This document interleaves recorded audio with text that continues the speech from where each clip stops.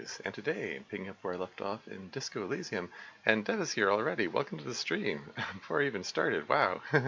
Welcome back to Disco Elysium, where everything is totally fine and not ruined here on this side of the waterlock. Indeed. As you'd expect from everything we've seen so far in Mountain yeah. Still lots to explore. We had just spoken to what's her name? Was it Isabel? And we need to find Lillian, I believe is the other one. Um, who's yeah? She said she went up rock. Oh, can we steal the kids' stuff? Yeah, I guess I'll talk to the kids. They're here to talk to. The scruffy-haired little boy kicks a stone. He can't be more than 5 years old. I wonder where his parents are. The other one looks indistinguishable from him. He watches his brother kick the stone with his tongue lolling out of his mouth. Hey, where's your mom? You guys look identical. Hey, where's your mom? The kids don't reply, absorbed in their little game. You guys look identical. The stone-kicking one becomes frantic all of a sudden, as if that's something to be scared of. The obvious fact that you just stated. Okay. He looks just like me. The other one says, wait, it says Lillian's twin, Lillian's other twin? Okay.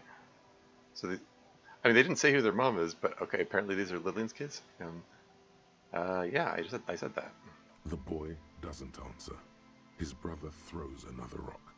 Both of their hair is covered in some kind of dirt. The rock kicker was just being shy, but now he's enthusiastic again. You're bad with kids. Lieutenant remarks with evident glee. Yeah, I mean, if they're 5 years old, they're not going to know a word like identical. I mean, they might if they've heard the word identical twins, maybe.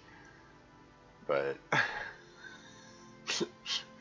anyway, I have, yes, and what are you, Kid Master General? Or it's possibly good with kids. They're too stupid. Oh, don't. That's mean. Too stupid? Okay. What are you, Kid Master General? Maybe I am. Now, how about some actual police work? We are not getting anything here. Fine. Bye, kids. Take care. What have we here? Hard to see the details. The colors, all warm and welcoming, are cozy, though. And this... flower trough where nothing really grows. Maybe in spring. Can go in here?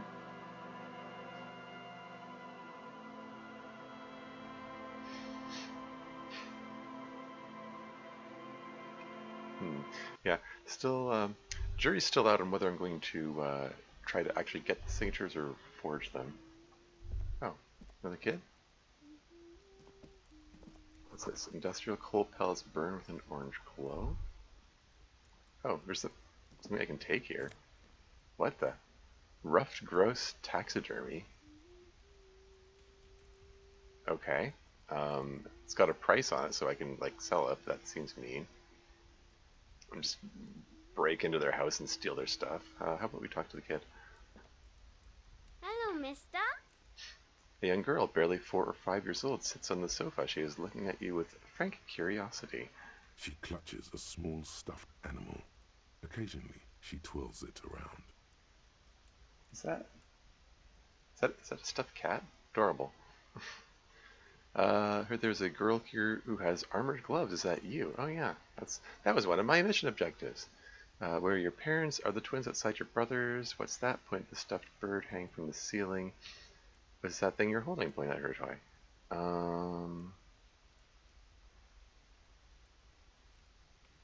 Let's start with where are your parents? My mom's outside, and I don't really know about my dad. She gives you a bright smile, like it's a good thing. Wait, is Isabel their mom? I don't know. I got the impression that she was an like old lady, maybe their grandmother or something. But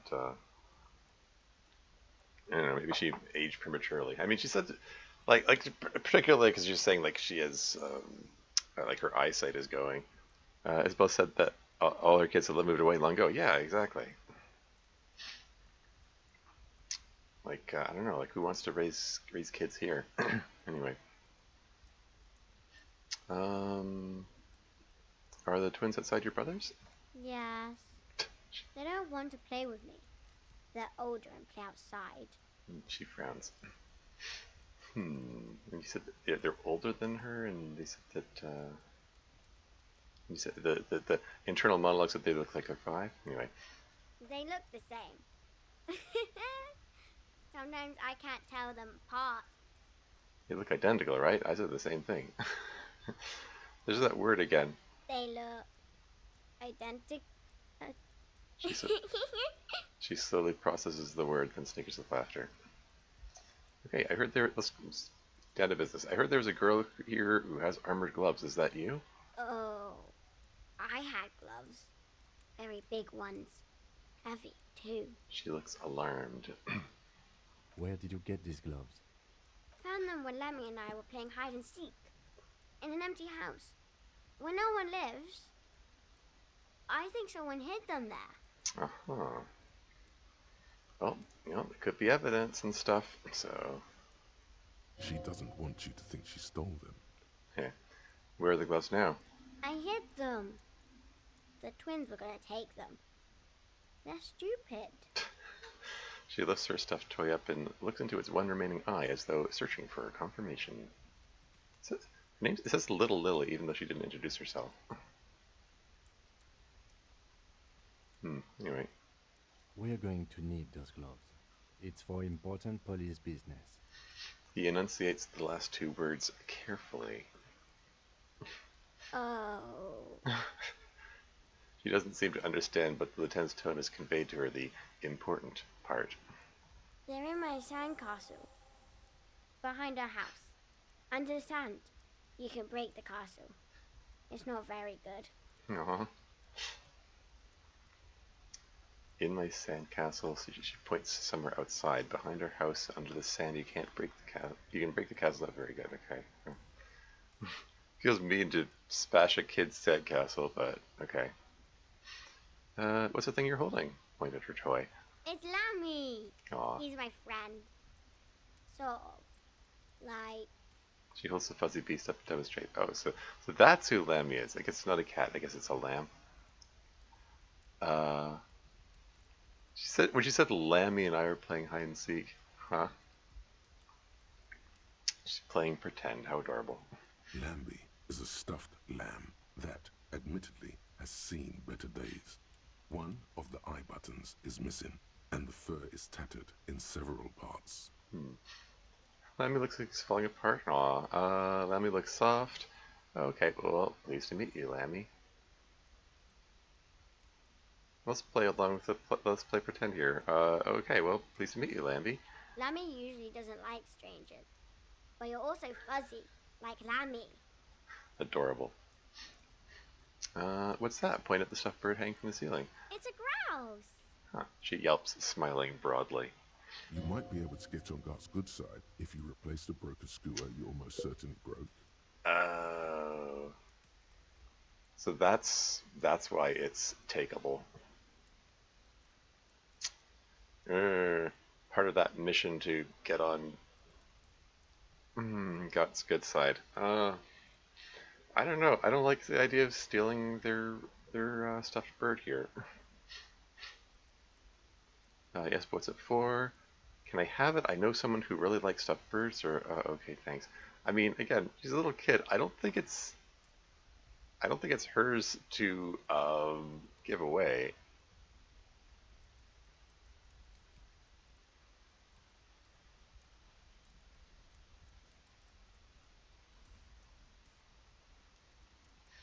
I mean, like, it looks like it gave me the option to just take it without asking.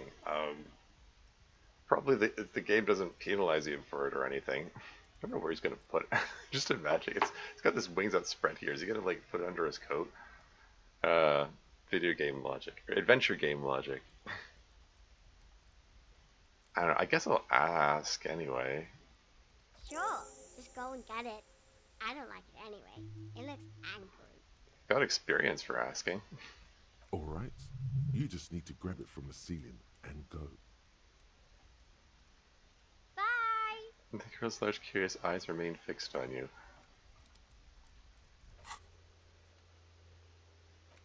Take stuff bird to cart. It showed up as one of my objectives. Well, now I have to take it. It's not stealing.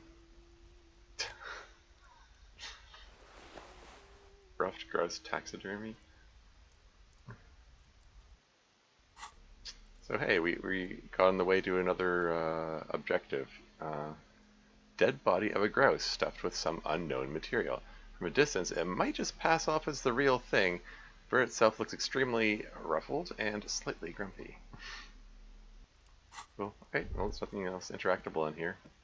Shall we go seek out this sandcastle? Is that it there?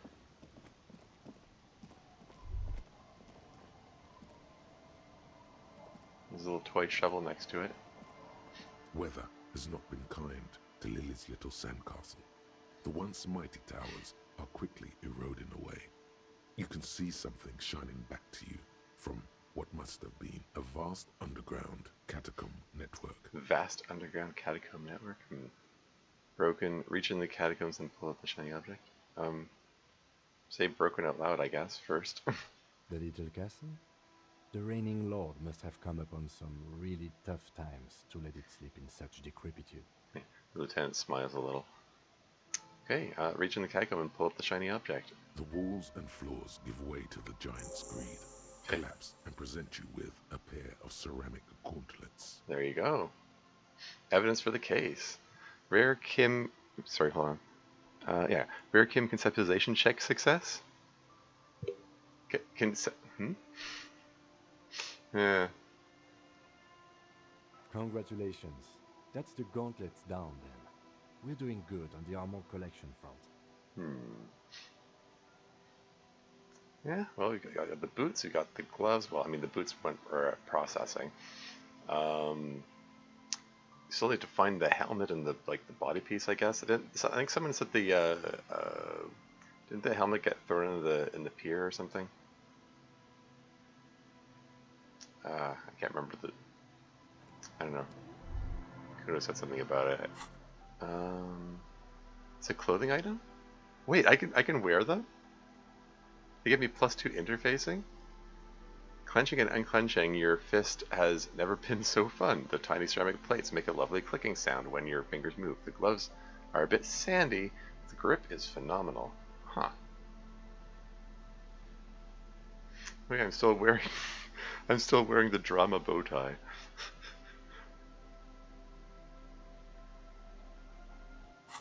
Cool. Anyway, maybe I should I be wearing the Inland Empire, the hunches tie?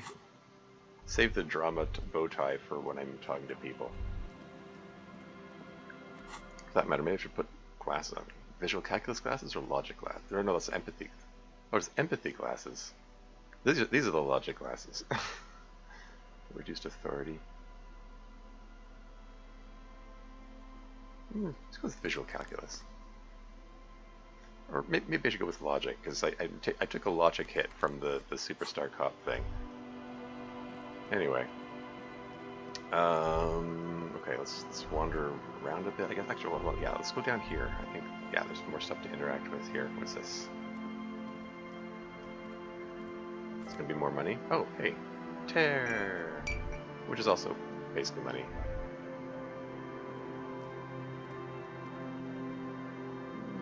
Let's see what these guys have to say, I guess.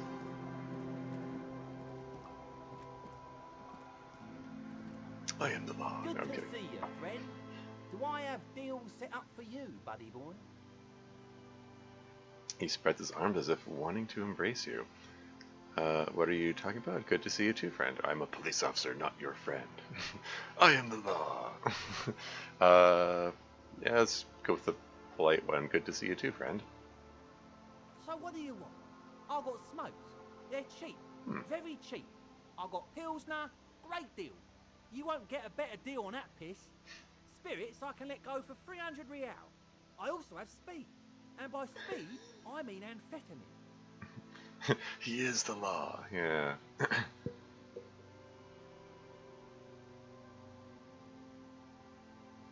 So you're saying over 300 real. 300 real? I mean, the most I've held on to at any point in this game so far, I got up to 180 webs because I got 130 of it from Joyce. Is it possible to work yourself up to 300 real in this game? Anyway, 2 real for a pack of smokes. Hey, +1 intellect, -1 health. Yeah. I mean, it checks off one of my objectives, and maybe it'll make me look cool to Kim. I mean, he says he smokes one a day, right? Here's the money for the Pilsner. Yeah, +1 physique, -1 morale, and some speed, +1 motorics and psyche, but -1 morale. Huh. Yeah, 15 is a little steep. I'll get the smokes, I guess. One's an objective, and hey, +1 to all intellectual effects. Maybe I can use that in a role at some point.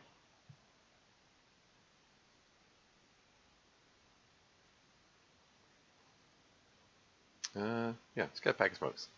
My kind of guy. Here you go, friend. He mumbles, handing you a pack. Why does a bottle of spirits cost 300 real? See, friend, it's real valuable. Worth every real, if you catch my drift. Got it from a bit of a business venture.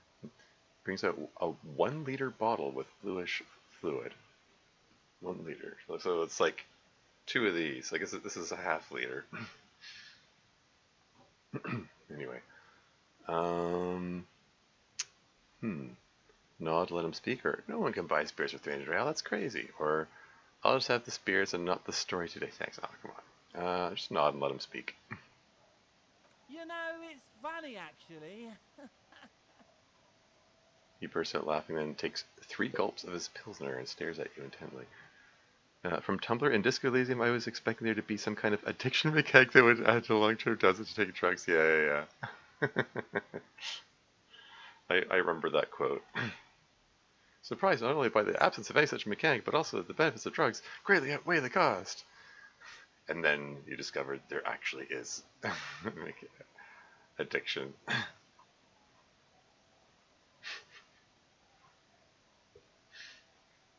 Yeah, I remember you posted that quote in my server. He's finding it difficult to focus his watery gaze.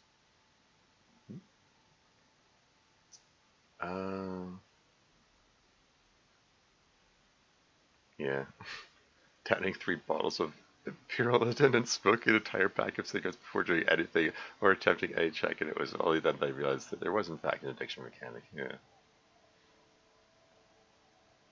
Difficult to focus on gaze. You know, it's funny actually. What is? What? What do you mean what? What did you think was funny earlier? What do you mean what? What did you think was funny earlier? This guy. He says and shakes his index finger at you. Where'd you get the bottle of spirits from? Okay, can I just get the spirits if that's okay with you? Or you know what? I don't even want the spirits anymore.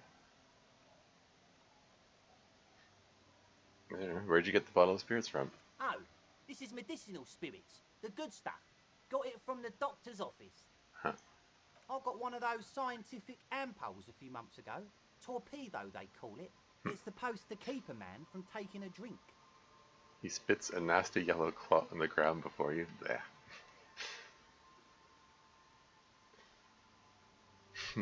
Scientific ampoules? Torpedo? Okay.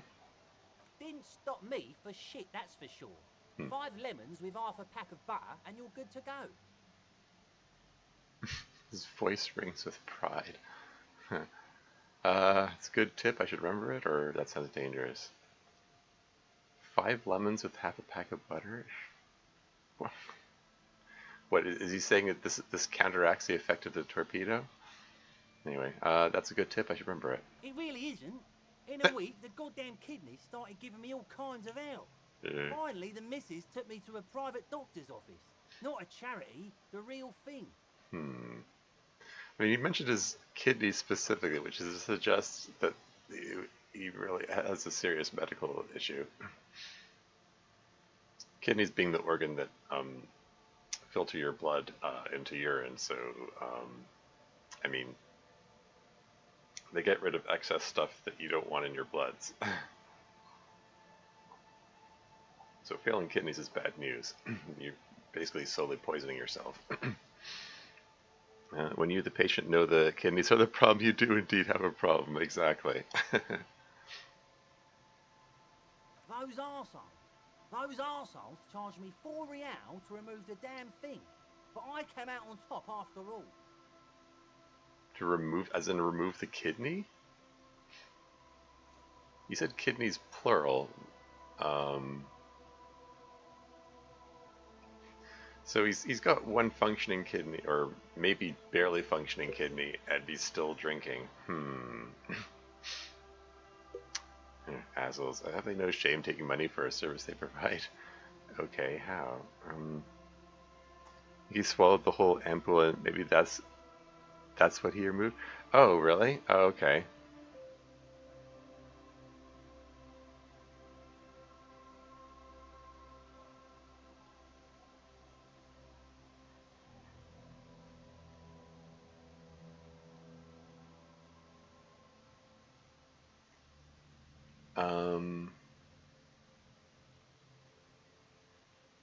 It but like by ample, we're talking about like a little glass bottle kind of thing, right? I mean, what you is that what he's trying to imply, that he swallowed the bottle? I mean, if they had to open him up, I mean, 4L seems like a bargain, but I have a sneaky suspicion this is some kind of like back alley surgery thing going on.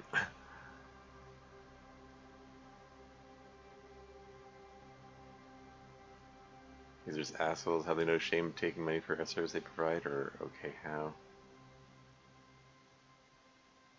Let's go with okay, how. How did you come out on top? The idiots left me alone in there. Now, I used to teach high school biology. I know what doctors use to preserve dead fingers. Okay, like formaldehyde? It's an excited gleam in his eyes.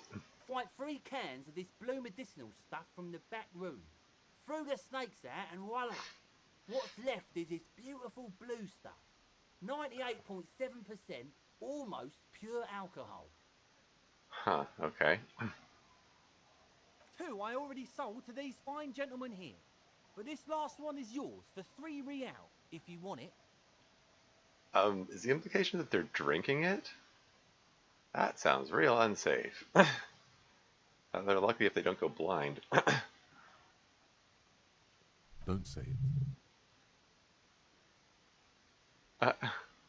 Reactions feed easy success. I thought it was 300 real, or can I smell it first? I think it will prove useful, yes, or no, not really.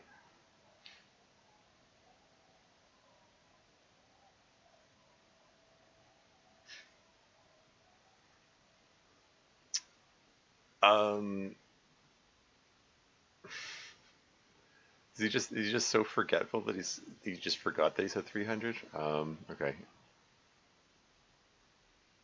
Can I smell it first? I mean, it's an option. It's I mean, I sometimes this thing gives you experience for picking dumb things. Let's go with can I smell it first?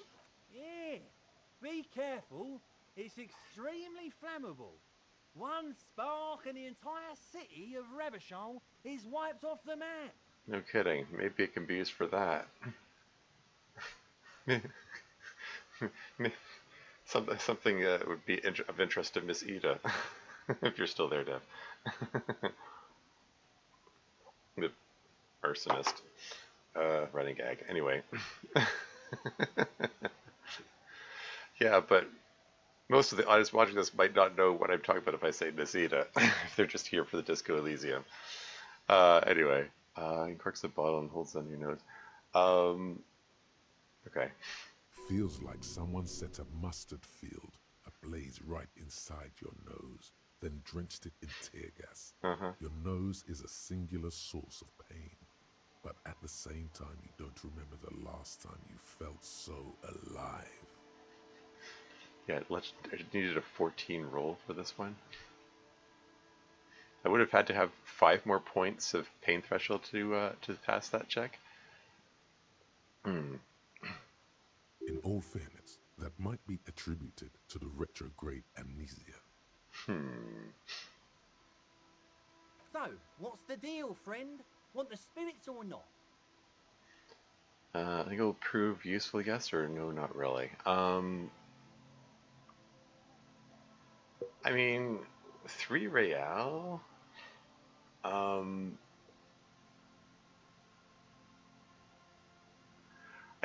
I don't exact.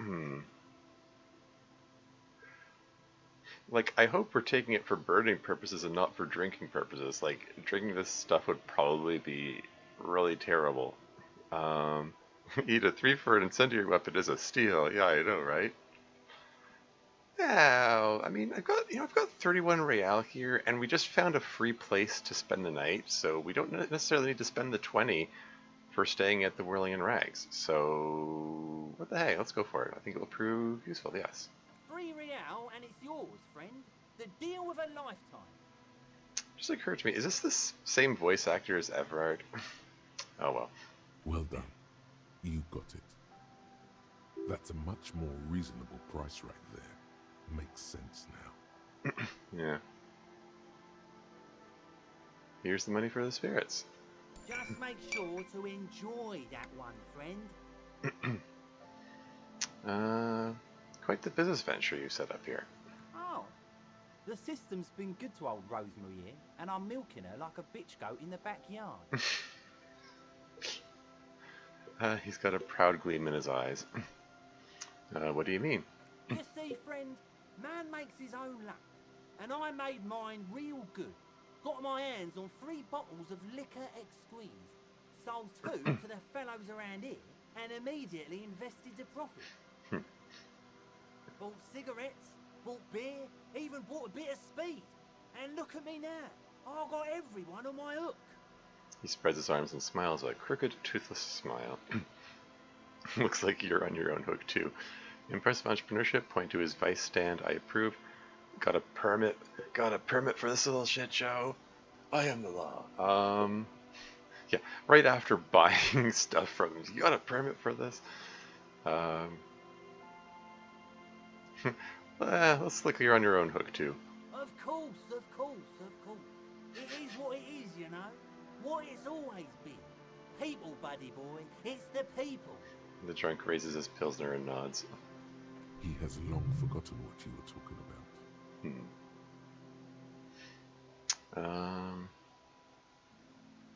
Should I ask him about the amphetamine? Sure, why not? Hi, by amphetamine I mean speed. Before he said by speed, I mean amphetamine. By amphetamine, I mean speed. Yeah. Think you didn't hear me when I said I'm a police officer? I thought by speed you meant amphetamine. Were you messing with him now? I thought by speed I meant amphetamine. Hi, what I said. Right, got it. Good, good, my man. Now what can I offer you? He takes a chug from his beer bottle. I think that's enough for him. I'm off. In the civilized world, it's a custom to tip the shopkeep, friend. But come back anyway. He waves you off. He didn't give me the option to tip him. Oh well. Oh, it's under tools. Oh, 3 uses in it. +1 intellect, -1 health. Okay. And oh yeah, forgot to. These garage-made cigarettes are remarkable for their high tar content, favorite of fishermen, police officers, and working men the world over.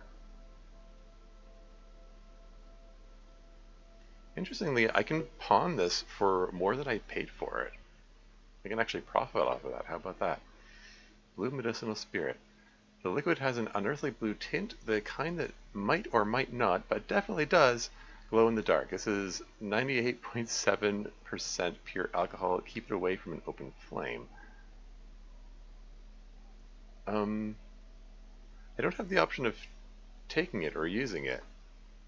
I can only sell it. I mean, unless there comes up an option where I have to burn something later.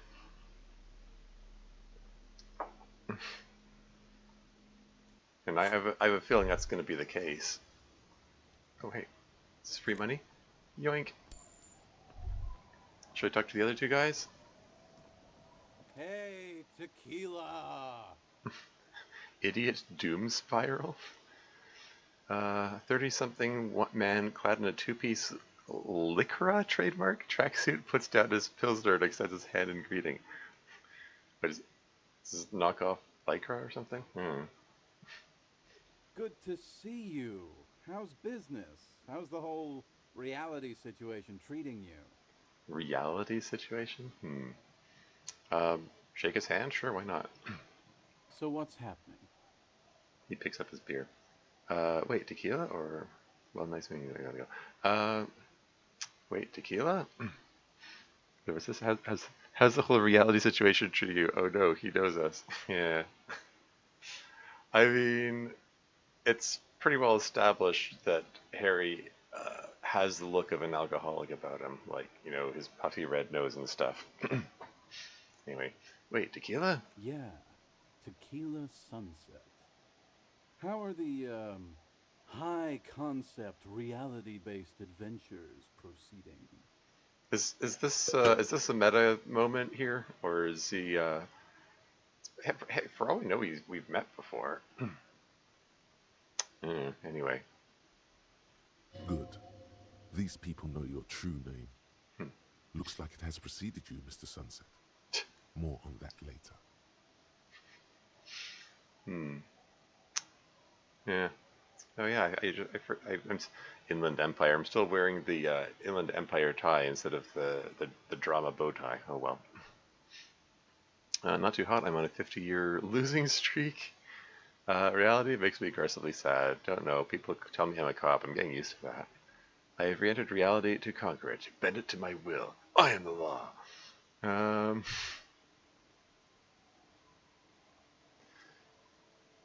I am the law.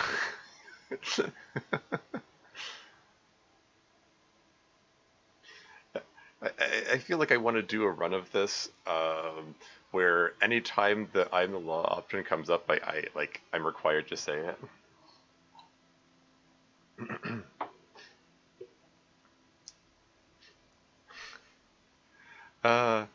Some fun options here, actually. 50-year losing streak. Makes me aggressively sad. I don't know. I have to be careful at picking the real sad options because they tend to give morale hits.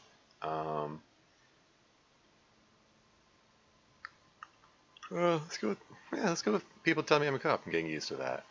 It's good to hear that you're on top of things. Talking about used to, did you know that I used to be a real mover and shaker? He thoughtfully picks at his shit-stained liquid jacket. Did his voice change from the first two lines? My imagination. Anyway. Sadly, things aren't going that well in Idiot Doom Spiral Land. Haven't found those keys yet, haven't won that great piece of ass back. No word from my business buddies. He takes a sip from his beer. Great piece of ass and business buddies? Okay. It sounds like there's a story here. What do you guys do around here? You and your pals signed this document to show Everett's letter. Huh. So you can get random guys to forge the signature. Well, you can trick Everett by having them sign the letter, apparently. What is Tequila Sunset? You keep saying it.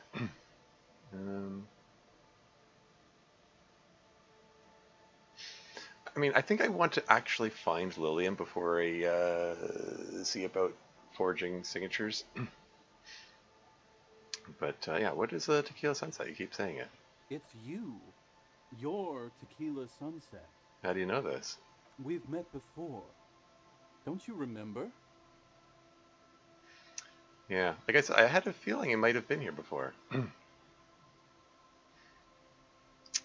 That means he's so Harry's been across the waterlock before. I mean, I guess before Joyce had it opened.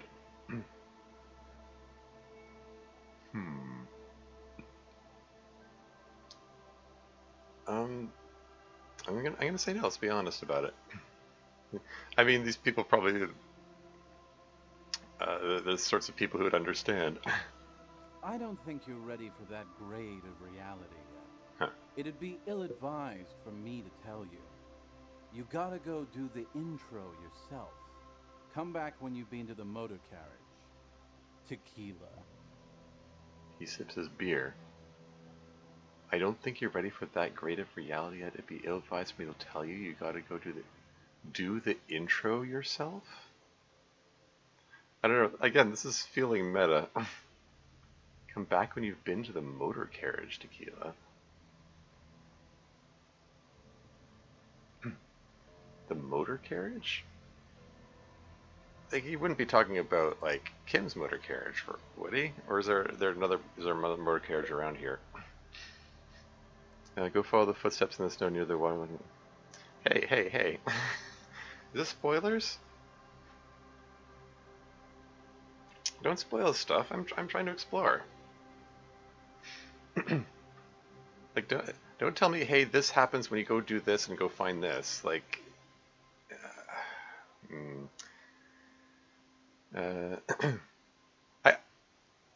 I'll figure out his confusing statement in my own time. Thank you very much. Anyway, He points toward the waterline with his bottle. hey, oh yeah, I'm still wearing the visual calculus glasses. Oops. Yeah, my visual calculus glasses. Actually, they didn't actually help me there because it's already 1 point higher than needed. Anyway, what do you guys do around here?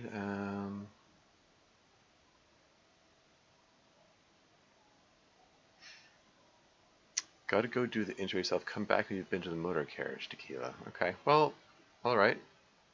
Let's go find a motor carriage and then we'll see what that's about. What do you guys do around here? We are saving the world. He looks at his comrades. Please don't go. Don't go. Begs the man in the pipe. Don't call. Okay, we're drinking.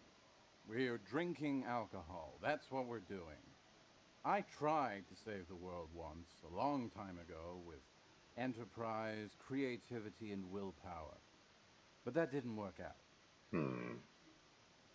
So now, it's a pirate's life for me.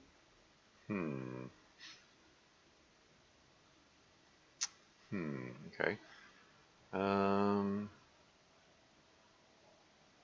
Okay, I'm just gonna say be seeing you. You too, Tequila Sunset.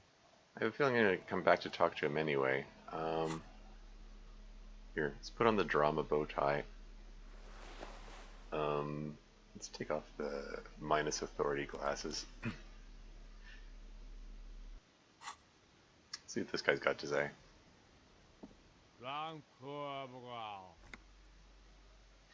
Don't call Abigail? Okay. Grumbles an unshaven man with a ruddy nose. He narrows his eyes at you as if in recognition, then turns his head away. The noxious odor emanating from the drunken man is strong and familiar. Strong and familiar. Don't you call her. Yeah. Don't call Abigail. Who's Abigail? I'll call whoever I want. Don't tell me what to do. This is making me uncomfortable.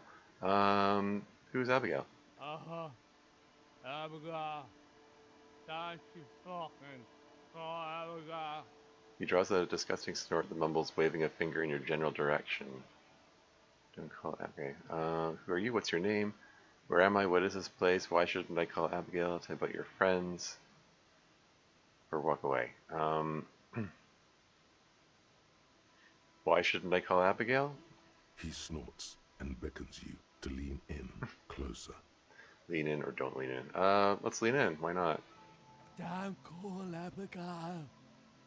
Don't call Abigail. Great. His breath smells harsh like a toxic swamp as he whispers to you. He then waves his hand as if shooing you away.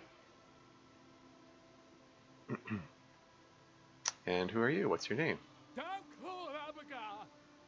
His eyes move around erratically to look in them hazy at focus. Yeah, it seems to me that this is the only thing you could say. When you were in that coma, did you feel your brain getting damaged? uh, Random Simpsons reference. I'm glad I put on the drama bow tie for this one.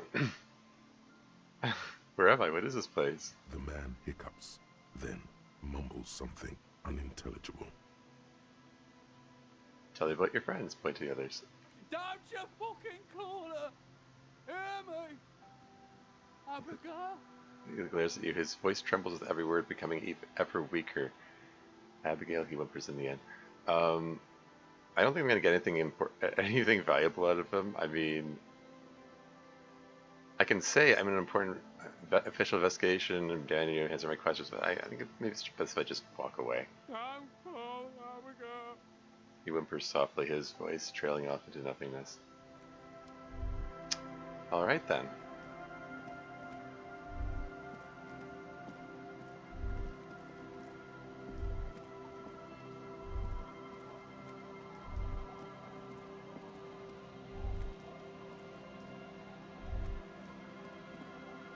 Okay, I'm continuing my left-hand wall maze here. Little black swallow circles above you. You hear it chirrup. How adorable. Oh yeah, let's put on the back on the visual calculus glasses and the hunch tie. And see if I can remember to change clothes when I get into conversation.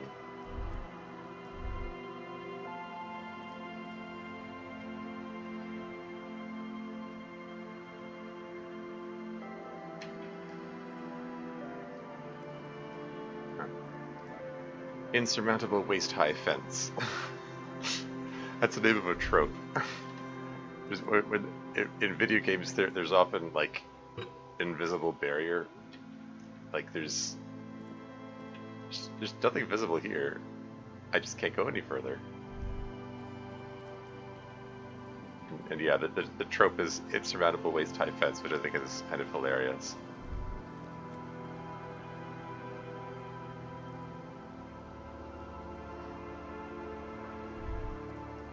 I have a thought. Water runs from the west, the source is upstream. A broken pipe? Yeah, well, water isn't usually brown. Well, I mean, I don't know, you could just be seeing the sand at the bottom of the water, I suppose. Doesn't necessarily mean that the water is filthy. What have we here?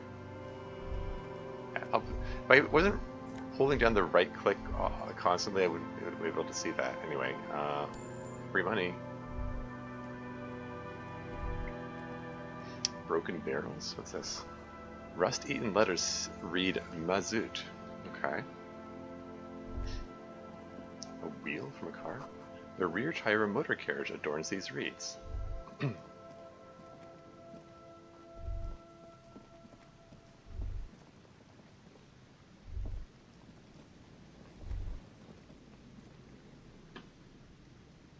zooming out. Can I get up here? He's gonna pathfind his way up there? Oh hey. There's a person. Take these off, put this on.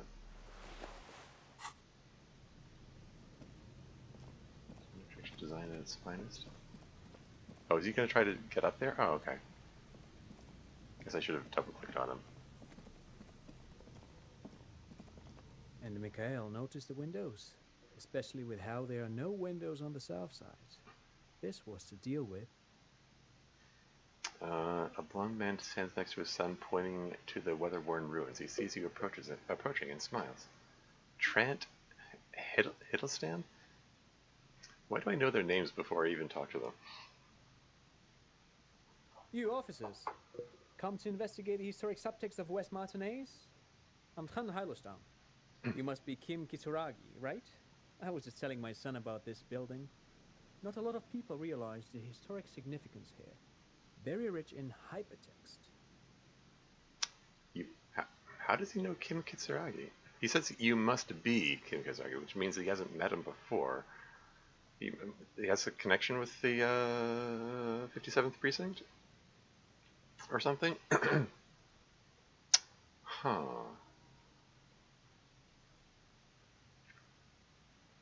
Hey, Interpreter 84 is here. Welcome to the stream. All right, currently lurking on Zelda Sauce. She knows that I have AFK there. Anyways, hi to you. Oh, hi to you too. Nice to meet you. Lieutenant nods. Hold on. Hypertext or wait, was that about the Windows before? You and Kim know each other. Hypertext? Yeah. What does he mean?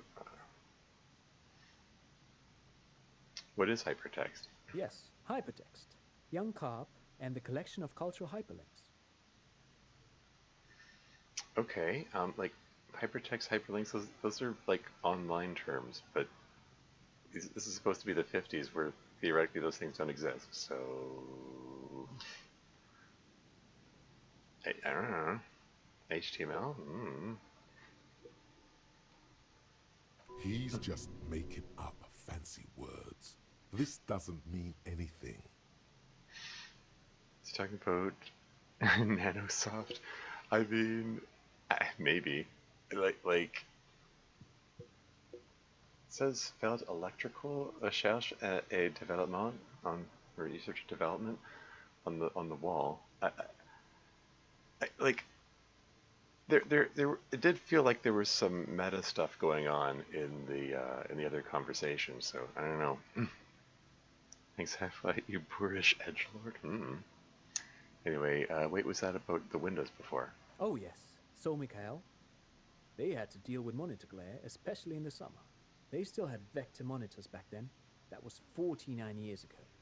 So they didn't have windows on the south wall.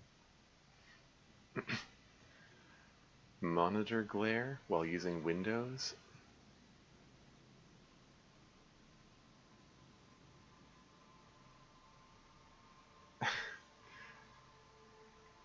I mean, again, it's he's sort of halfway between using modern terms and something that might make sense for him to say in this time period. There's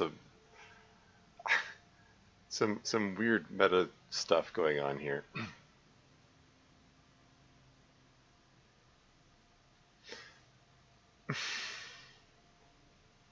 All right. Anyway, you and Kim know each other? No, I can't say that we've met before, but I've heard of Kim, of course. Mikhail, say hi to the officers. He rests his hand on the boy's shoulder. The child stays hidden behind the hem of his father's coat, clutching to his worm-themed coloring book. Mikhail's a little tired today. We spent all night trying to run Orbis on his radio computer. Have you heard of it? It's a programming language used in Grad. Quite tricky, but he wanted to play this Grad-made adventure program. We've been getting really into worms lately. Worms. It's a U with an umlaut. I'm told that for pronouncing a U with an umlaut, you're supposed to like form your mouth into an oo sound and then try to pronounce e. So it comes out like e. Worms. Worms. Something like that. Anyway. The man speaks in the artificial cadence of a professor, or someone who's been on too many radio shows. Their drama score 13. I'm wearing the drama shirt and the drama bow tie. Anyway, okay,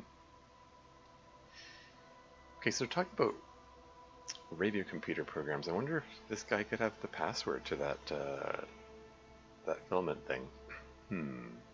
But I assume you're not here for giant worms when there are so many real things to see. Just as I was telling Mikhail before, this is where the Coalition landed in '08. We could be standing on what is the most interesting landmark in Revachol West. He points to the building again. What's so fascinating about an empty building? You look like someone who has money. Do you have any money? Or great, thanks for all the interesting information you leave. What's so fascinating about an empty old building? Aha! But it's not just any empty old building. He raises his hand to his eyes, springtime sun warming his handsome face. All four of you turn to admire the mural before you. What not a lot of people know is, this used to be the R&D department of Felt Electrical. And Felt, which now sells ink cartridges mostly, was once a top dog in the turn of the century cybernetics boom. Stop asking people for money. Yeah, I know, right? I mean, it gives you the option, but I've been skipping it mostly. Anyway, Trent Hiddleston clearly has too many points in encyclopedia. Haha. Oh yeah, I know. Not a lot of people knows it used to be the research and development department. Well, I mean, it says research and development right on the side of the building, so I suspect anyone who reads this knows. Oh well. So what's this about turn of the century cybernetics boom? Cybernetics boom?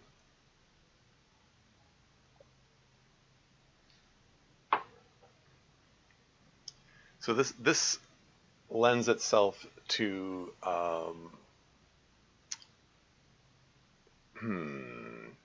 the fact that he's talking about a turn of the century cybernetics boom, like it kind of um, what am I trying to say here? Uh, this might be a big like alternate timeline kind of thing. Um, maybe we're like far in the future, and there's actually a super advanced civilization outside of Martinez that we just don't see, or something like that. Which kind of really drives home like how poverty stricken this region is. Long to hear it, yeah. You can ask for money for the lulz. Just be sure to save so you can reload first. Nah, I'm not playing that kind of game. But interesting. Turn of the century cybernetics boom, you say. And he's talking about hypertext and hyperlinks and Windows monitor glare. Like at first I was thinking, haha, it's some kind of funny meta thing where he's using modern terms in a different context. So that it sounds plausible that he might be talking about something else. But maybe he means it like maybe this is something analogous to present day, and just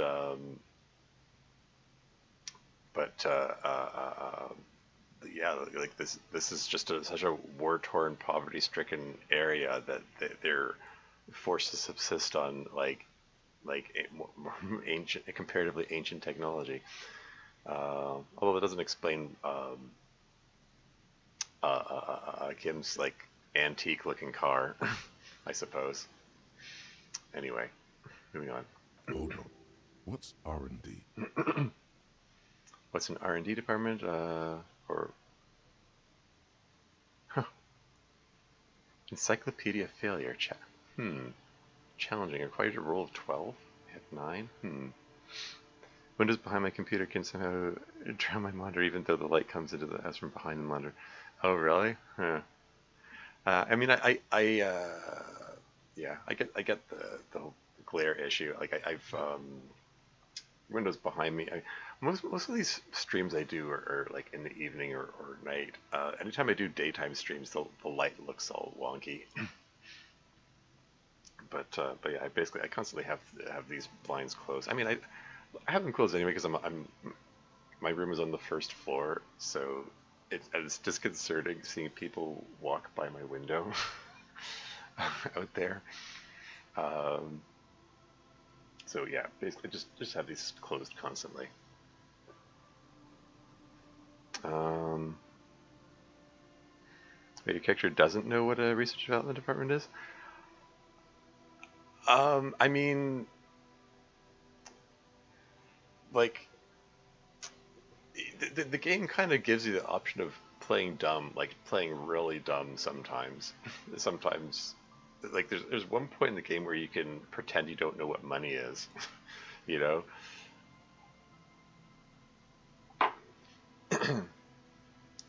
But let's go just look at the building loom before you, I guess.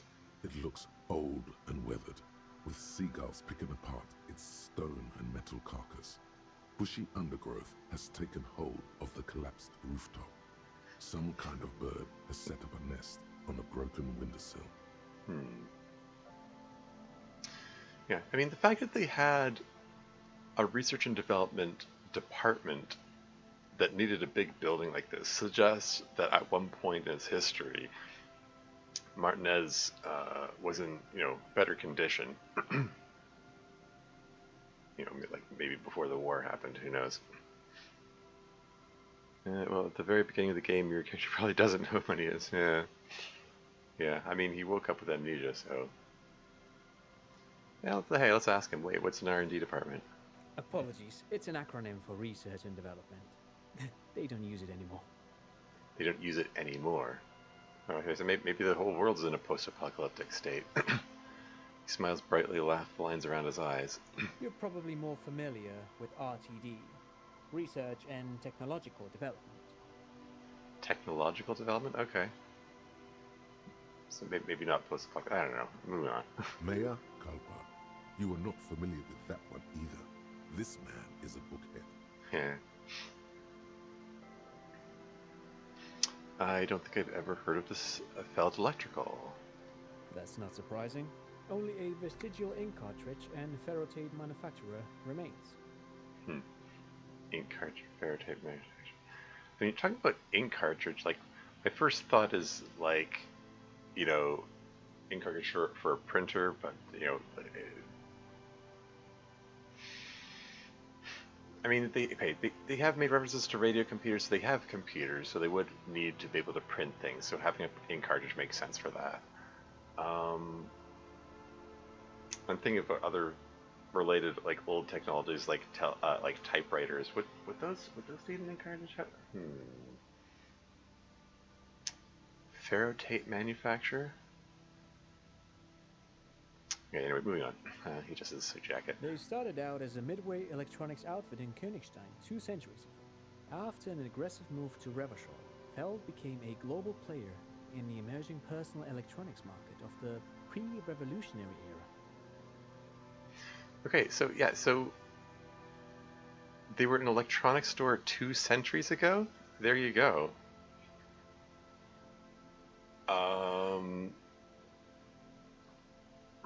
That sort of lends itself to this.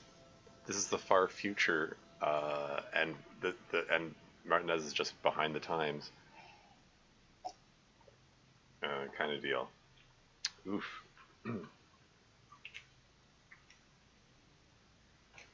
Because I'm just trying to think in our present day. I mean, 21st century. If you think back to 19th century, they didn't have electronics. I didn't think you didn't have.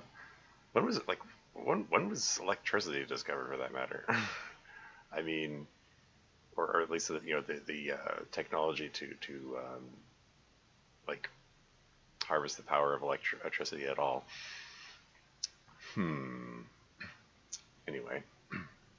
Still, Tricentennial was beating them in business machines. But Feld had an ace up their sleeve. Or should I say, they were developing an ace up their sleeve? I'm mixing my metaphors here. He just shows the building. He grins. Okay, what was that ace? It was here in Martinez, possibly in this very building, that they developed prototypes for a tape computer. He pauses for effect. A tape computer. Attorneys, I have to be honest about something? Okay, sure. Honesty is the best policy. I'm in favor of radical honesty. Go for it.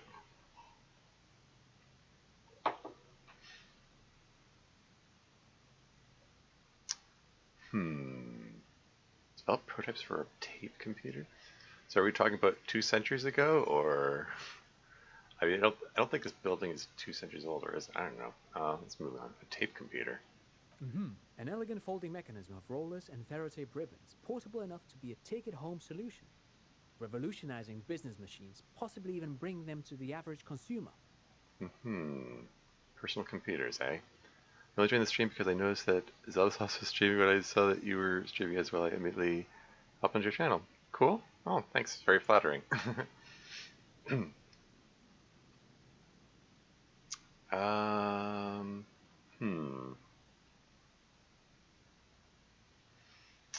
Yeah, Yeah, I mean, okay. Yeah, because like in the real world, in the 50s, 1950s, like computers would have been huge room filling things. They didn't have microchips or whatever, or any kind of miniaturization. But um, I mean, like when did home computers become a thing? I mean, I think they really started to catch on like the 80s, I think. But anyway, moving on. Which is a feat of engineering even today's giants, Rehm, ICN, and ZAM, haven't achieved yet. He grins, admiring the sentence he just produced. So REM, ICN, and ZAM, like we haven't heard these. Presumably these are big tech companies in the greater world of this game here.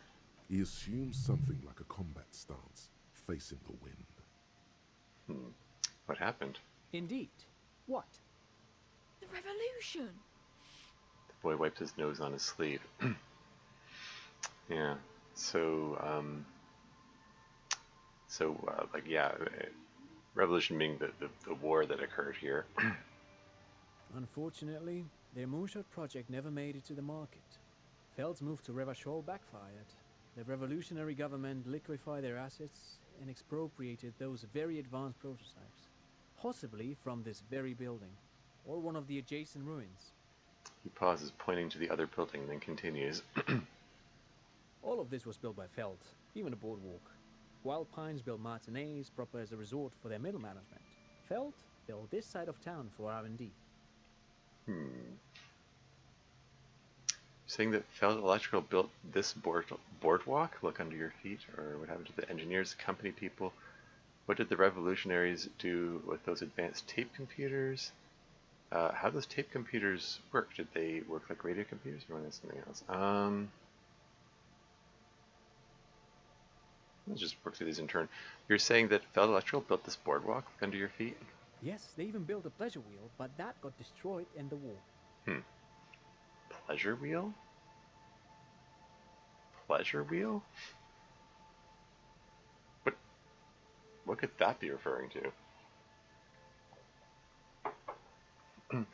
I mean, if this is set in some far-flung future or whatever, I mean, I sort of wouldn't expect they would be have a wooden boardwalk, but I don't know.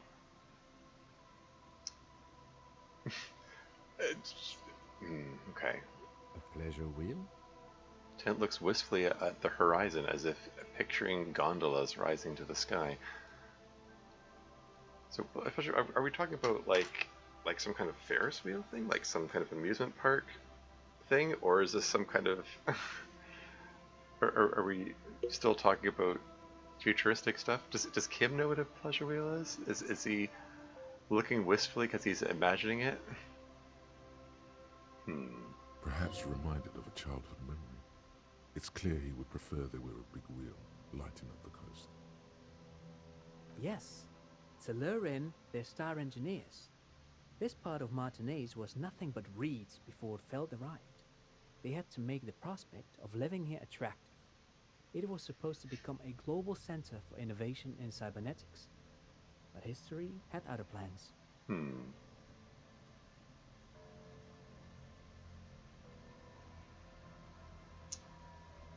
What did the revolutionaries do with those advanced tape computers? They used them for military communications, but also to write and send out press releases. The most notorious example being Le Décret de Mars. He says while his son looks up idly, chewing on the corner of his themed colored book. Themed coloring book.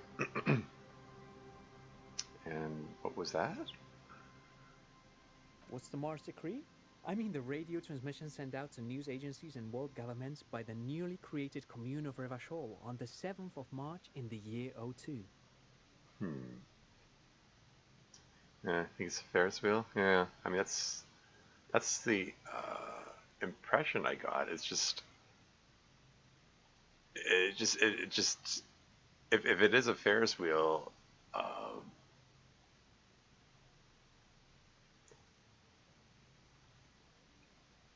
it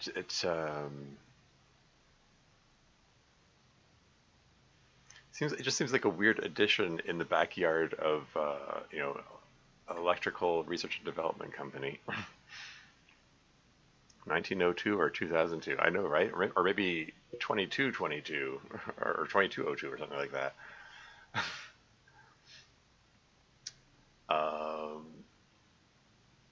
I don't think we ever clarified which century this takes place in. Anyway, It's a beautiful piece of text, actually. A singer-songwriter I know, Charette, called it a love poem to Revachol on her political concept album Bon Baiser dans ce Lind.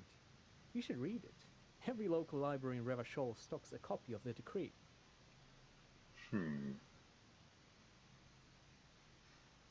beautiful piece of text. Sorry, I'm rereading the text. This feels like there's important world building going on here. It feels like there are clues about details going on that we don't know about. Like this guy sounds like he has a lot of knowledge about the wider world and history that we so far haven't had access to. So I'm kind of rereading stuff to take it all in.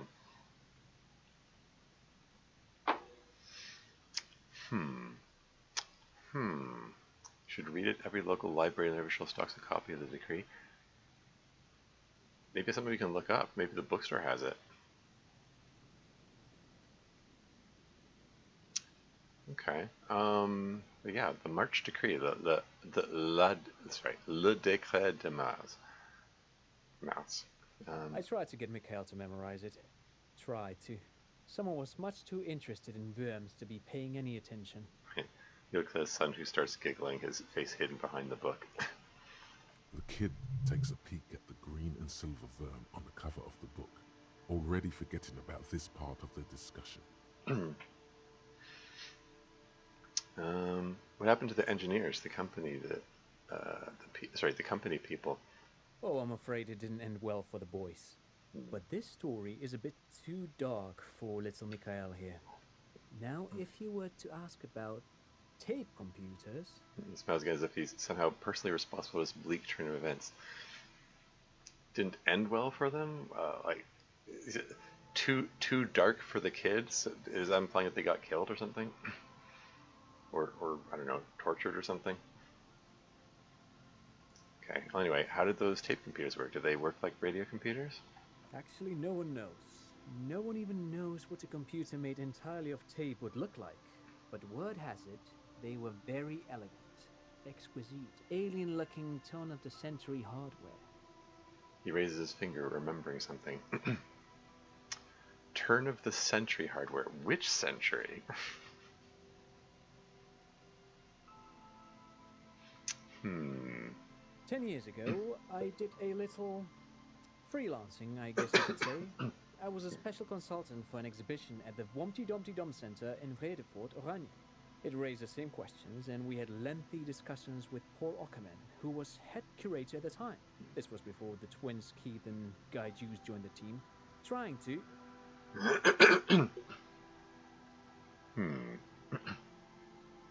10 years ago, special consultant, Wompty Dumpty Dum Center? Okay, we've established that Oranje is, like, first world country in this world. Like, they're, you know, on top of things, like, technologically and stuff. So... He's talking about these names as though they're big names that I should know or something. Wait, did he just say Wumpty Dumpty Dum Center? He did indeed say Wumpty Dumpty Dum Center. Have to go for a bit. Terms need to log on to my game for a minute. Sure, cool. Yeah, have a good one. Thanks for stopping by, Turbojet. Anyway, He did it. He said Wumpty Dumpty Dum Center, like it's the most natural thing in the world. yeah. What the hell is a Wumpty Dumpty Dum Center? And who the hell are Keith and Guy Joost? Okay, the Wumpty Dumpty Dum Center, Paul Ackerman, Keith and Kai Juiced. What are you talking about? Or okay, back to where were we? Tape computers, I think. Yeah, I mean this guy might. I mean, on the one hand, he's talking about it as though he expects us to know, but the other hand is he might be our only source of information for this. The Wumpty Dumpty Dum Center for Contemporary Art. The exhibition itself drew on Lagerman's notion of memory, and so there were some parallels. That's why the head curator, Paul Ackerman, chose to... For contemporary arts. Lagerman's notion of... The exhibition itself drew on Lagerman's notion of memory, and so there were some parallels. That's why the head curator, Paul Ackerman, chose to... You're making this up, turn to the head. Kim, is he making this up? Or, come on, there's no place called the Wumpty Dumpty Dum Center of Arts?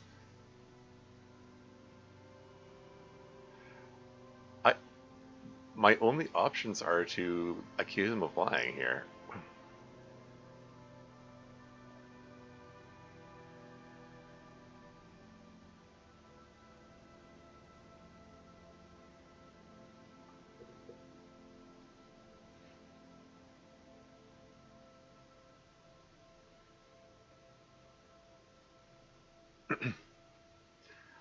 Let's go with involving Kim.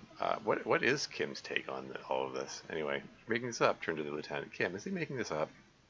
In fact, I'm not. The Wumpty Dumpty Dum Center is a place you can visit if you're ever in Redefort and are ever in the market for an exhibition space / contemporary art research center. He says casually. He clears his throat. I've got an extra thought for my thought cabinet. Wumpty Dumpty Dum Center. 42 minutes to research, minus one suggestion. It's Wednesday evening and something heinously exciting is underway. People have gathered beneath the billowing roof of an oddly shaped trophy building, sipping wine and exchanging opinions. 29-year-old Wonder Twins Guy and Keith Juiced are the stars of the show. Okay, so he does have memories of it.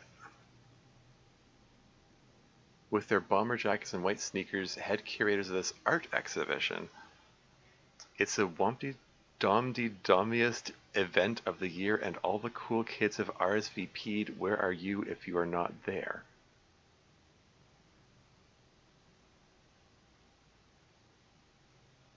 Okay. So this suggests that that Harry does have a memory of it, even though he's keen on denying it existed. How's Homosexual Underground doing? It's 24% of the way. 6 hours to go. Anyway. All right. But perhaps I should return to the tape computers. As I was saying, the device itself was very elegant, fragile even. One could write directly on the tape using a special chemical solution. The machine would then analyze the handwriting, perform operations, and project output onto a white screen. It was a beautiful, delicate thing. Nod cool. Or, I've seen cooler things than that. The RCM should get some of those. Yeah, let's say cool. Sounds cool. Very, very cool. Though I understand the socio-economic causes of the revolution, it pains me to imagine the revolutionaries setting fire to this precious device. But so they did. The felt playback experiment vanished into the fires of 07. The fires of 07. Like, he's mentioning it specifically by years, as though the fires of 07 was like a big event. Like, I don't think he's talking about a small fire here. The RCM should have some, sure. Wait, the failed playback experiment, or why the revolutionaries destroy it?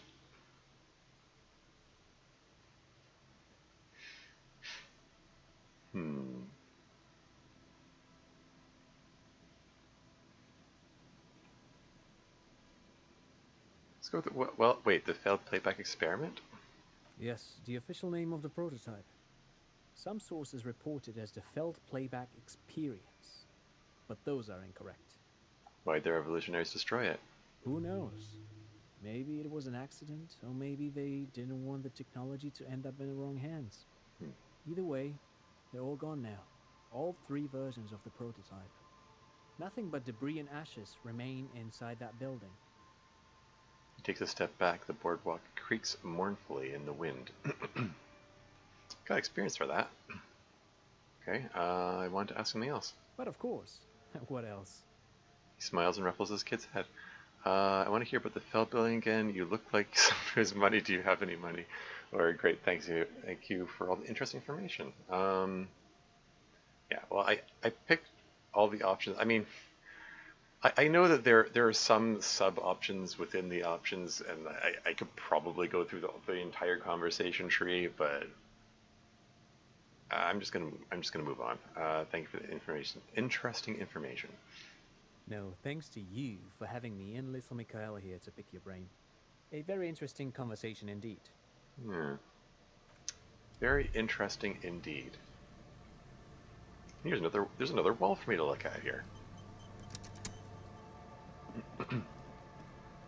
You see a once bright mural towering above you. The signage has peeled off over the years, but you can still make out Feld Electrical R&D. It doesn't say R&D, it says Recherche et Développement. If you ask for money, say first. No, I don't intend to ask for money. I don't really need the money at the moment, really. Like I paid off the debt to Gaunt, and found an alternate place to stay, which is free. So I'm doing okay for money. A slogan used to intertwine with the loops a long time ago. Now only a shadow of peeled letters remains. It says, "Tomorrow is just a whisper away." Tomorrow is just a whisper away.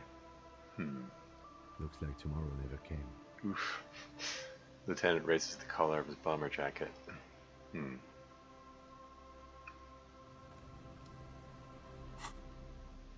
Let's put the visual calculus glasses and hunch tie back on. What have we here? Let's get more free money? Yep. Wahaha. It's free money everywhere in this place.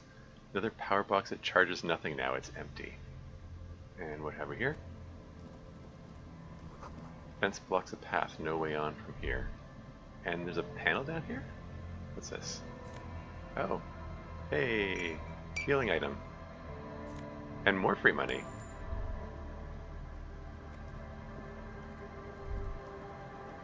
Yeah. Also, I have to keep an eye out for bottles on the ground.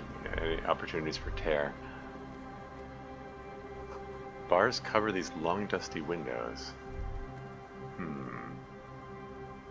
Okay. Anyway, I was doing a left-hand wall maze thing before.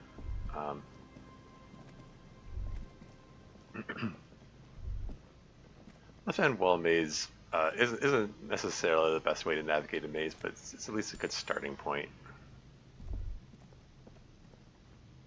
What have we here? Clicked it. No boat in the boathouse today. Teresa, one of the things I like about your channel is that you don't do ads. Oh yeah. I mean, I'm not monetizing it, so yeah. I'm just doing this for fun. I'm not. So yeah, no ads. What have we here? Some more morale juice, and what's this? Oversized superstar sunglasses? Increased savoir-faire but decreased visual calculus. Oh, interesting. If I need a roll for savoir-faire, these are my go-to things here, I guess. Is your own stardom too dazzling for your eyes? Can't bear to look at your own fabulous reflection in the mirror? Then these classic oversized sunglasses are for you. He was not thank very much. You're scooping money off the ground. Yeah. He doesn't say anything. But yeah, I mean, that's part of the reason I was reluctant to do it at first. Like when I started the game, I was like, I don't want to pick up the money off the ground. Like, especially with Kim following me around, watching me the whole time. Boathouse is shoddily constructed. A strong breeze might blow it over. Can you get up here? What's this? Another wall to look at. No, I probably should have double-clicked. He's walking slowly. A scattering of bullet holes is spread across the cracked wall, reaching from one corner to the other.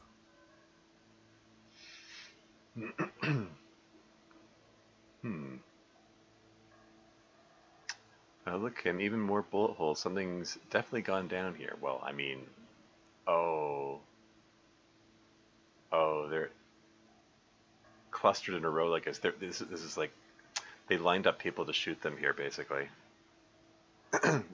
Basically, turn people into a shooting gallery kind of thing. Yeesh. So you relax during the shuffle? Yeah. Okay, even more bullet holes. Something's definitely gone down here. Correct. The density of the bullet holes is unusual. Even in a general average bullet hole frequency in Martinez sense. Grim affairs. Ten examines the wall closely. Yeah, grim affairs indeed. Yeah. Basically, it's Meaning, this is a lot of bullet holes. Looks like fully automatic rifle fire. Something you don't see these days. fully automatic rifle fire, something you don't see these days? Firing squad? Yeah, exactly. Yeah, there's some kind of mass execution here, probably. Why not? The manufacturing and sale of automatic rifles was curtailed after the revolution. Interesting. The destructive power of such tools proved to be too much. We do need to retain some humanity in this world. Huh, interesting. They instituted gun control. They actually, after the war, they cut down on automatic rifles. Okay. So this is a visual calculus roll. I do have, I got the visual calculus glasses on. I don't think I have anything else that boosts visual calculus.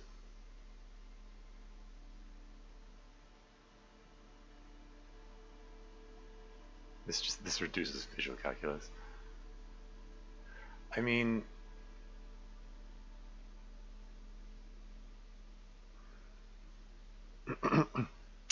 yeah, well, I mean, these glasses increase my visual calculus score.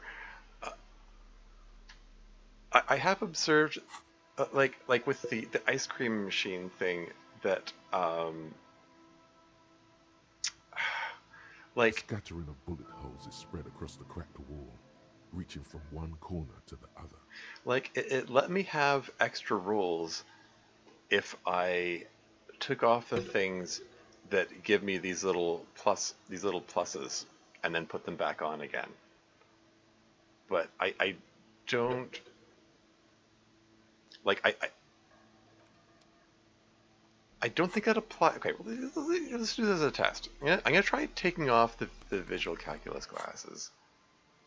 A scattering of bullet holes is spread across the cracked wall, reaching from one corner to the other. So this is 28%. I'm gonna roll it. Unable to piece together the big picture just now. There's a hole in their hypothesis. Visual calculus failure. I rolled a 5. I would have failed that even if I had the glasses on. I'm dumb, or fine, okay. Yeah, let's go with fine, okay. The scattering of bullet holes looks like one giant smiling mouth, smiling its deadly smile. Okay. But and then if I put the where they go, visual calculus glasses on, does it let me re-roll it then? Bullet holes Yeah, spread I think across so. the cracked wall, Yeah. reaching from one corner to the other. Yeah, so changing clothes isn't enough isn't enough to make this unlock itself.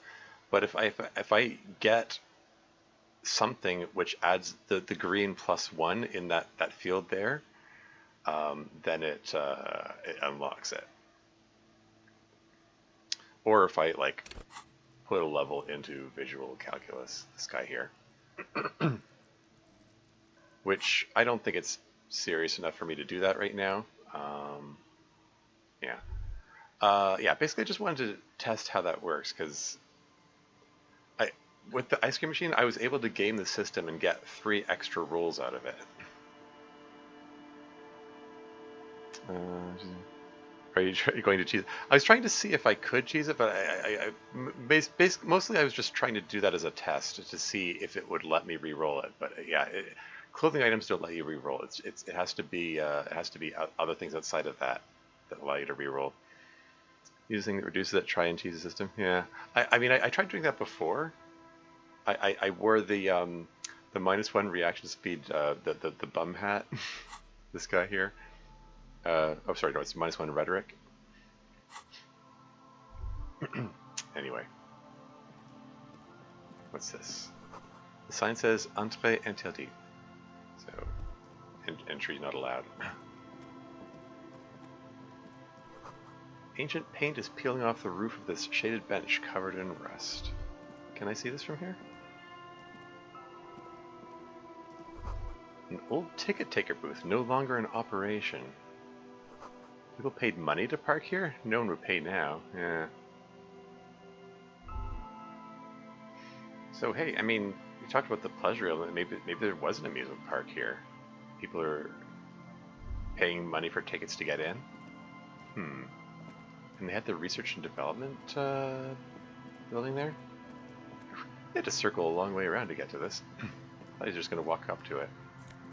More money and more tear, which is basically money. What's in here?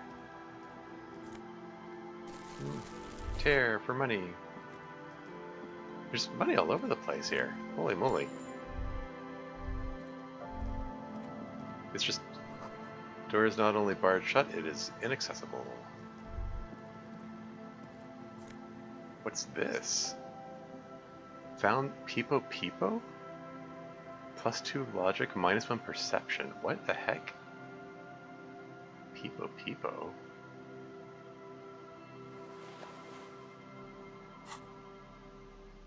What even is this?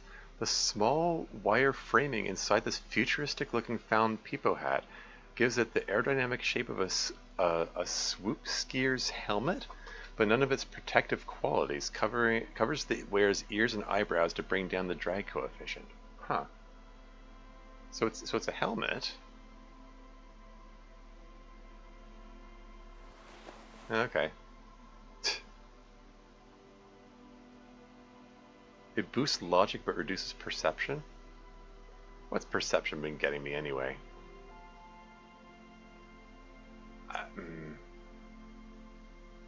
Yeah, let's keep on the encyclopedia hat.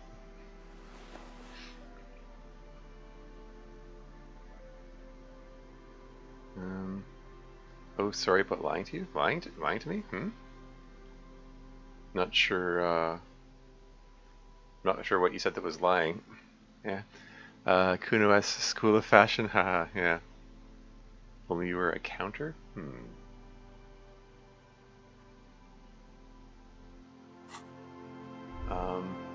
Yeah. I mean, like, it's hard to know what's the best clothing item to wear in any given situation. I mean, like, maybe the logic shirt is better to be wearing.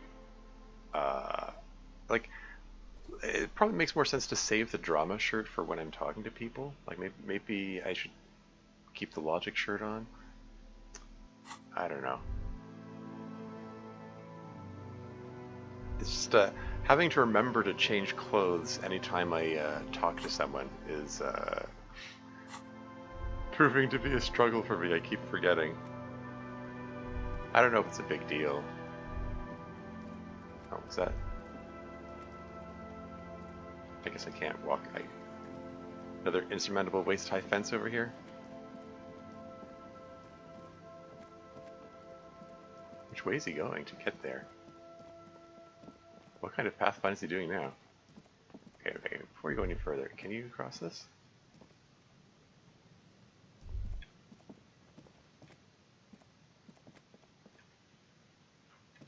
Huh, yeah. Yeah, okay, insurmountable waist-high fence over here. Okay, alright. Found the borders. Now just finding where the borders of the region are is helpful. Section of the coast hasn't been used in decades.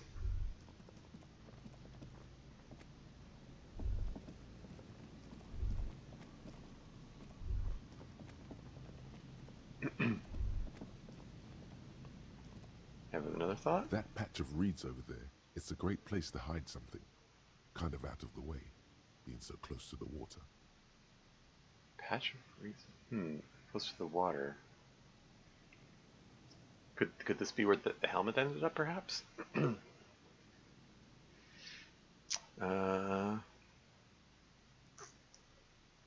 I can't see anything interesting? You don't have a reason to. Yet. Yet? Oh, come on. Inland Empire being such a tease. the Jamrock, doing the Jamrock show again, yeah. Here, counter a human with a watch that gives him superpowers? Sure. From the game counter side? Okay.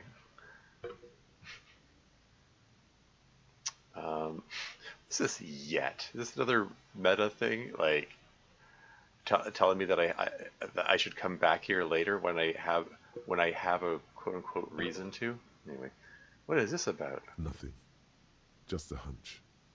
The hunch passes, leaving you there, by the old boy bobbing in the water.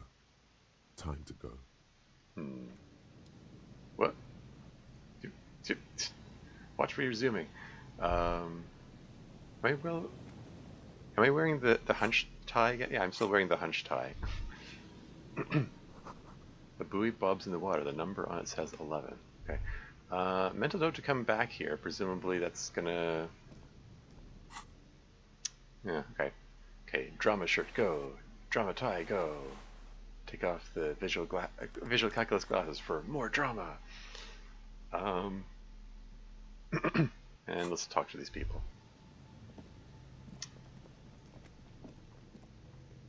Could this be, Don't you ever wish Hemdale was a real place?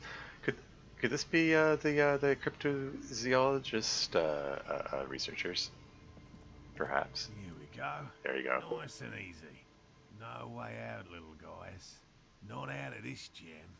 Morel, the cryptozoologist, we found him. We can, let his wife Lena know that he's alright. There's a cylinder on the ground in which the man is arranging some netting. It looks like some kind of trap. He notices you. Yeah, she said that he was trying to catch some rare insect, so... Who's there? Oh, the police. Hello, officers. His self-conscious enthusiasm renders his movements ungainly. He looks like your understanding of a scientist. Is that the police? Why are the police here? Gary the crypto-fascist?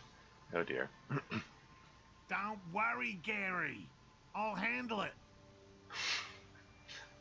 I mean, between his, oh, the police, reaction and don't worry, I'll handle it, is he doing something that makes him concerned about police attention? He must be Morel the cryptozoologist. To what do I owe the pleasure? Lena sent me. She's been really worried about you and is waiting for you to get back. This is my only option here. Of course. Thank you for passing along the message. That damn water lock is broken, and we can't go all the way around the 881. Hey, 70 experience points. Enough for a level up. Nice. Anyway, the water lock's been fixed. It was fine when I crossed it. Oh, good. We should really be getting back. Gary could use a hot shower and a warm bed. Are they stuck sleeping over here for 2 days? Oof. Did he say we can go back now? Yes, Gary. We can go soon. If you see Lena, tell her I won't be long. Turns to you. Sir, Your wife is waiting for you. Yeah, we just told him that. I just have to do one more round. See if the phasmid has taken the bait. Then we go in. Here he fastens a bit of netting that has come loose in the wind. Why does he have an Australian accent? For all his passion, this man is diligent and patient. You could learn things from him. We're going to ask him about cryptozoology now. Tell me about this phasmid you're looking for. Tell me more about these traps. Lena seems pretty eager for you to return. How did you become a cryptozoologist? Tell me about this phasmid you're looking for. Well, first of all, it's damn difficult to find, which is why we've been knee-deep in the reeds laying traps for him. He's got big crikey vibes, yeah. I was going to say, what was I going to say? Steve Irwin vibes. You know, like looking for these beautiful creatures. Yeah,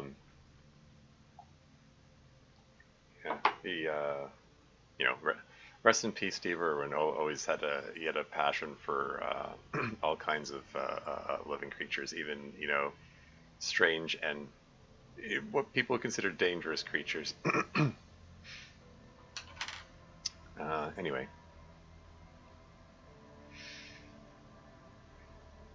Okay, what makes this so difficult to find? Good question.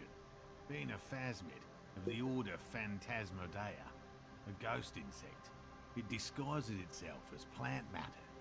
In this case, the reeds. Awful lot of reeds around, aren't there? He looks around. And I suspect it may have also developed other specialised techniques to protect itself from predators, or scientists, in our present case. What sorts of specialized techniques is the phasmid using to hide itself? It's my hypothesis that it has evolved certain electrochemical defences that allow it to interfere with animal perception, impeding pattern recognition, confusing the visual cortex. Yeah, okay. I mean, having the insect resemble the reeds, and that's how it hides. Okay, fair enough. But electrochemical defenses that interfere with animal perception, it's getting a little out there, buddy. The reeds from earlier? You think there's a fantastic insect in there? We shall see. But I cannot describe how these defences work, much less how they evolve, without studying a live specimen. How big is this phasmid? I'm expecting it to be quite giant. One known species of phasmid, called the Megaphasmodea zoensis, is about the size of a grown man's forearm. So, That's a big insect. I mean, I don't think you can call it an insect at that point. I mean, an insect that size, I don't think we'll be able to survive in this climate. I mean, like by definition, insects don't have circulatory system. Like they don't have, you know, heart pumping blood to the extremities and so on. That like blood flows freely around their bodies. They're only able to get away with that, evolutionarily speaking, because because being small, they don't have to transport oxygen and nutrients and stuff very far, you know.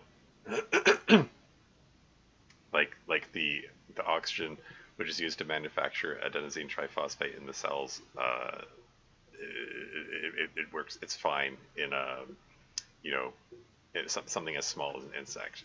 You know, something as big as he said as a man's forearm. If you know, assuming it exists as a traditional insect without a circulatory system, it wouldn't be able to function at that size. Insects can grow larger in warmer climates because the heat accelerates the chemical reactions needed for like adenosine triphosphate and stuff. So, sorry about the cats. Oh, it's fine. I get it.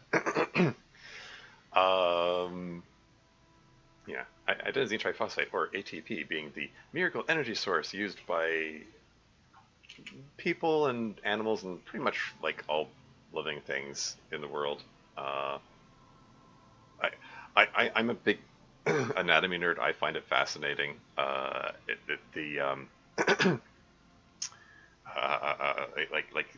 It breaks down in a predictable pattern to produce energy, and your body is able to recycle all the components as long as there's enough oxygen, which is why you need a constant supply of oxygen.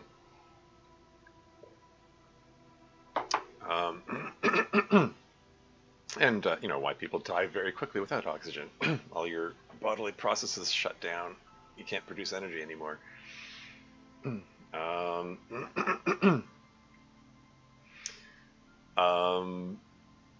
but yeah. I mean, I don't know. He said phasmid. Maybe phasmid is some kind of catch-all term which refers to other animals besides insects. But yeah, I don't think an insect the size of a man's forearm would be able to function as a living thing. At least, by traditional evolutionary standards. Anyway, this long rambling nerdy rant has been brought to you by it's a fantasy setting. Why should bugs in this universe not adhere to our universe status? Hey, fair enough. Fair enough. Anyway. Why are you so interested in this stick bug? It doesn't seem to be as colorful as some of the other cryptids I've heard about. Yeah, let's go with that. Typical rookie assumption. Yeah. Insects are much more sophisticated creatures than those unversed in zoology give them credit for. He flashes you a sideways smile. Correction, why should they adhere to our standards? Yeah, fair enough. Anyway.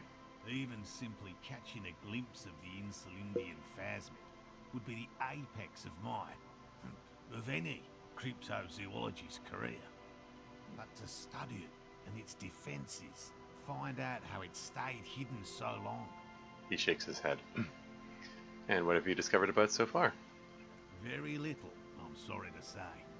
No one's ever captured a specimen, so all our information is based on first and third-hand accounts. So no one's ever found one? Not yet. That's what makes it a cryptid. He holds up an index finger. Just out of curiosity, if there's no proof of its existence, how do you know it's real? Yeah, Kim the skeptic.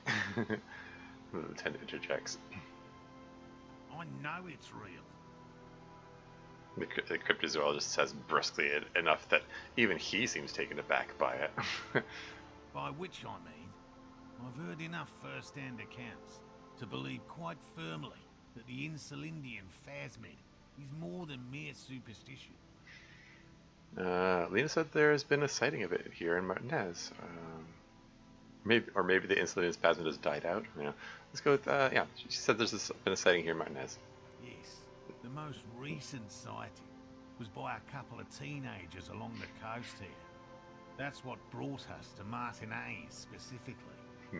It's the first credible sighting in several decades. Decades? Admittedly, it's an unusual location for this species, but with all the sewage runoff upstream, it probably doesn't matter much anymore. I get, yeah. I mean, it hasn't been seen in decades, and this question, maybe it's died out, as it seems a lot more plausible. I mean, yeah. I have to resist the thought. Such an extraordinary creature is doubtlessly highly resilient. After all, it's generally thought to be capable of parthenogenesis. Parthenogenesis? I think we used that term before. I'm going to look it up anyway. Parthenogenesis. Reproduction from an ovum without fertilization. Yeah, I had a feeling that's what it was. Especially as a normal process in some invertebrates and lower plants. Yeah. So basically they reproduce asexually.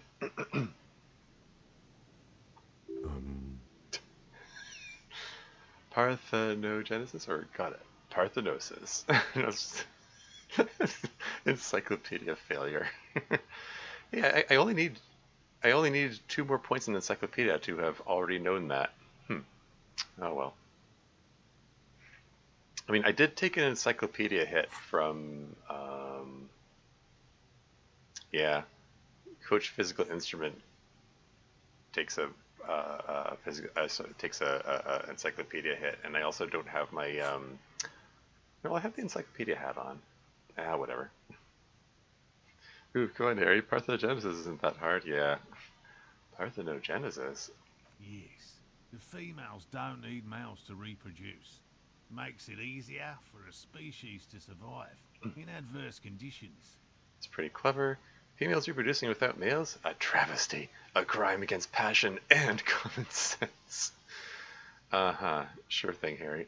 Or this arouses no special feelings in me. The neutral option. What does it mean? Parthenogenesis? Harry, your misogyny's acting up again. Yeah. No, parthenogenesis means like they produce without having sex. You know. Yeah, exactly what he says. The females don't need males to reproduce. Anyway, let's go with that's pretty clever. Yes, the Insulindian phasmid is a very clever insect. That's why it's so damn difficult to catch. But as a scientist, I'll try my best to remain dispassionate. There's nothing dispassionate about the way he talks about the insect. Tell me more about these traps. Yeah, how can you be sure that these traps are going to catch them? Like, do you even know what they eat or whatever? Well, they may not look impressive, but Lena designed them quite cleverly, so I'm sure they'll do the trick. Oh, interesting. So Lena's got some hands-on experience with this then. Like, she's the one that designed this. That's interesting. Points at the cage of mesh and wiring on the ground. Lena's on the traps? How do the traps work? Where are you using bait? Okay. Lena's on the traps, question mark. Yes. He says with some pride. Oh. How do the traps work? Simple. Attracted by the locusts, the phasmid crawls down the funnel and, having eaten its fill, can get back out. Okay, so it's a carnivore. It eats locusts? Okay. I mean, generally, something which is, you know, designed to hide, you'd think of as being, I don't know, herbivore or scavenger or something. But I suppose anything, like any carnivore, generally eats anything that's smaller than itself. So the phasmid being an insect probably would hypothetically be prey to like anything bigger, birds, frogs, whatever. Anyway. At least, that's the intention. The net isn't a perfect solution, but we didn't want to use anything that might damage the specimen's delicate exoskeleton. What are you using as bait? He just said he's using locusts. Okay, well, I'll ask him anyway. Locusts. Nearly all known phasmids are herbivores, of course. But we've hypothesized that the Insulindian phasmid might occasionally prey on other insects. Okay. What's the basis for that hypothesis? That you've been hanging out in this dump for 2 days? Inside the traps, a number of locusts crawl and tumble over one another in a tiny, chittering swarm. Journeys, do you wish that you had a boat armed with depth charges when you're dealing with really big predators? Are we back to talking about Subnautica again? You didn't even have depth charges in that game. Anyway, what will you do if these traps don't work? They'll work, I assure you. The predatory hypothesis, using locusts as bait, accounts for the failure of previous efforts by other teams, which use plants. We have given this some thought. Okay. I mean, kind of feels like there are too many unknowns for you to be sure it would work, but whatever. Yes, for something else. Yes. This, yeah. What? How did you become a cryptozoologist? I've just always liked animals and puzzles. Searching for cryptids is a bit of both. So you're living your childhood dream out here, or why not just be a zoologist? Real animals are puzzling too, or have you ever discovered a cryptid? Let's go. So you're living your childhood dream out here. It's not child's play. Just because I have to traipse through the mud every so often. His eyes narrow. Have you ever discovered a cryptid? No. Very few cryptids are ever discovered, and not for a lack of trying. To stay hidden is a cryptid's primary quality. It's even in the name, cryptid. And last thing, do you think that a World War II biplane would attract the attention of the QEP? QEP? Is this a reference to another game that I'm not familiar with? Yeah, sorry, I'm drawing a blank. I'm not sure. Morale's a true believer. Yeah. Well, I mean, yeah, we've kind of established that, I think. How many cryptids have been found?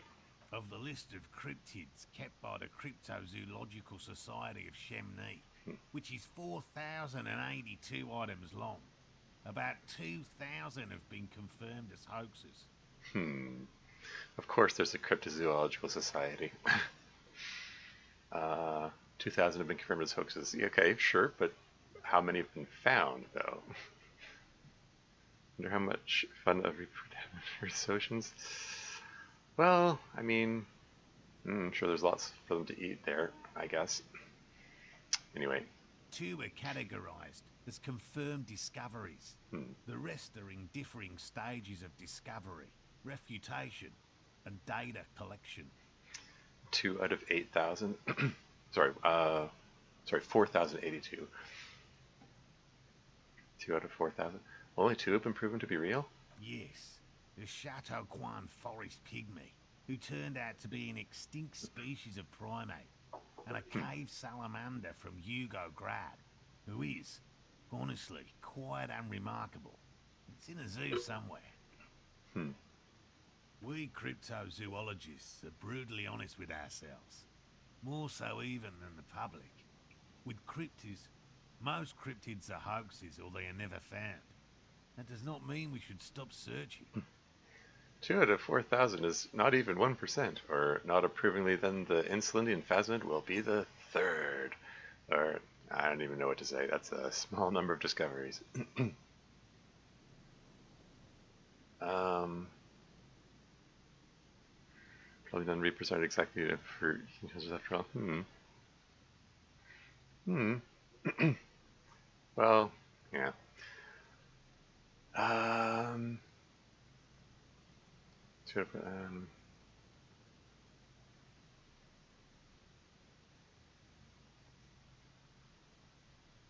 Not even be able to survive being near the oceans? Well, like I said, I mean, anything is going to generally eat stuff that's smaller than itself. I'm sure I'll be able to find stuff to eat in this hypothetical situation. I should have had to pass a logic check to do that math. Haha. Yeah. Maybe he did.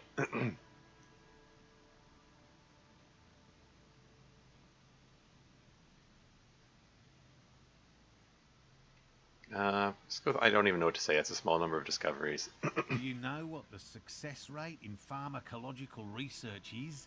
0.00003% of bioreactive agents have reproducibly beneficial effects.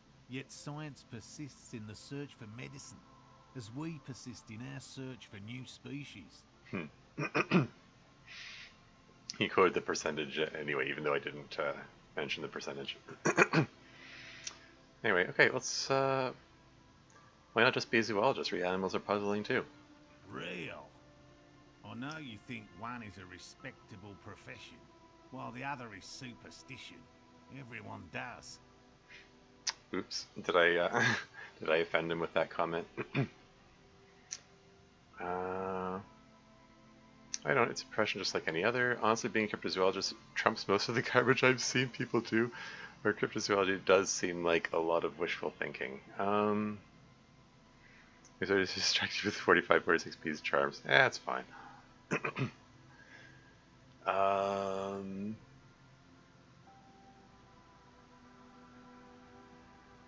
No, it's a profession just like any other. Honestly, being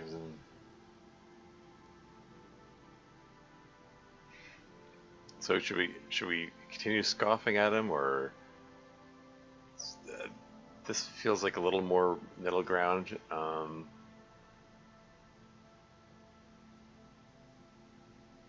Yeah, let's go with being cryptozoologist trumps most of the garbage I've seen people do. My methods do not differ from other scientists. I simply draw upon a wider variety of evidence. And I have more hope that something truly surprising might happen. A hum and a nod. And has anything truly surprising ever happened to you?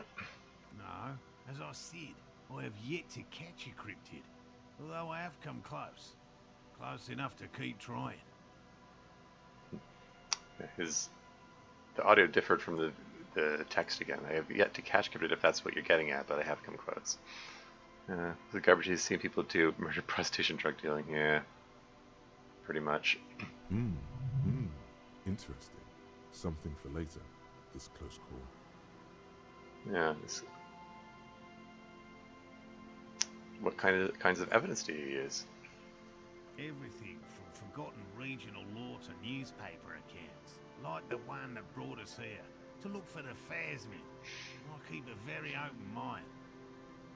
Okay, thanks for explaining that. Now about something else. Yes? Let's talk about specific cryptids. Oh, great. This probably opens up a whole other branch of conversations here. Yeah, let's see what he's got to say. Let's talk about specific cryptids. Right. What cryptids precisely? I usually discuss these things with specialists, so I don't know what. Don't know what ... He eyes you skeptically. This is gonna annoy Kim, isn't it? He got annoyed when I tried to discuss cryptids with Lena earlier. We would have to discuss. He wants to say, but decides against it. You need to ask him about specific cryptids. Cryptids you've heard about from Lena or his friend Gary. He won't just talk. Yeah, Lena did talk. Which one did we? It's a few episodes back. I can't even remember. We did talk about one of them because Kim was getting annoyed, and he said, "Okay, fine. We'll just talk about one cryptid."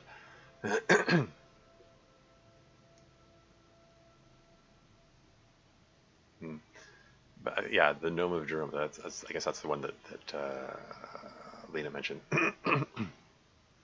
Know about the most dangerous cryptid, the Gnome of Jeroma? Formerly the most dangerous, yes. But do you know the most dangerous living cryptid? Living? No. The most dangerous cryptid is a carnivorous ruminant, known colloquially as the Dread Moose. The Dread Moose?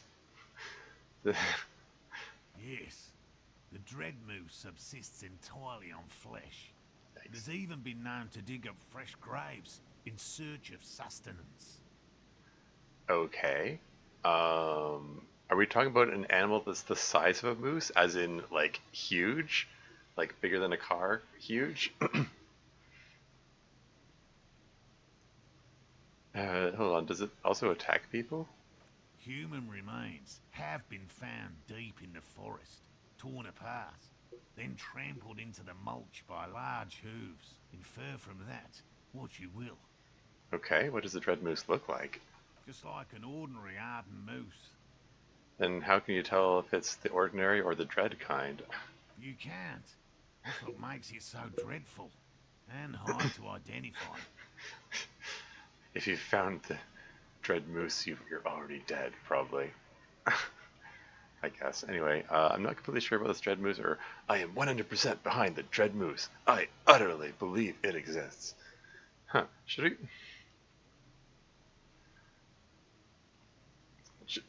Is there any benefit to, like, sucking up to this guy and pretending we believe in this stuff? I'm going to go with I'm not completely sure about this Dread Moose. The bodies found in the forest are just one piece of physical evidence. There's more. What's the other evidence? The recent surge in the moose population. As hidden carnivores, the dread moose are effectively removing competition for both themselves and their evolutionary cousins. Surge in the moose population. Hidden carnivores? Okay. But here he might indeed utterly believe it exists. Yeah. I mean, true.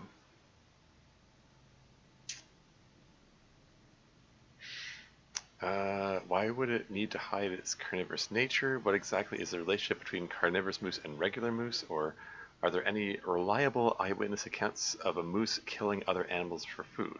I mean, yeah, I mean, if the only evidence that you have is that there are moose footprints around the body, I mean, that's not evidence that the moose killed the person. I don't know.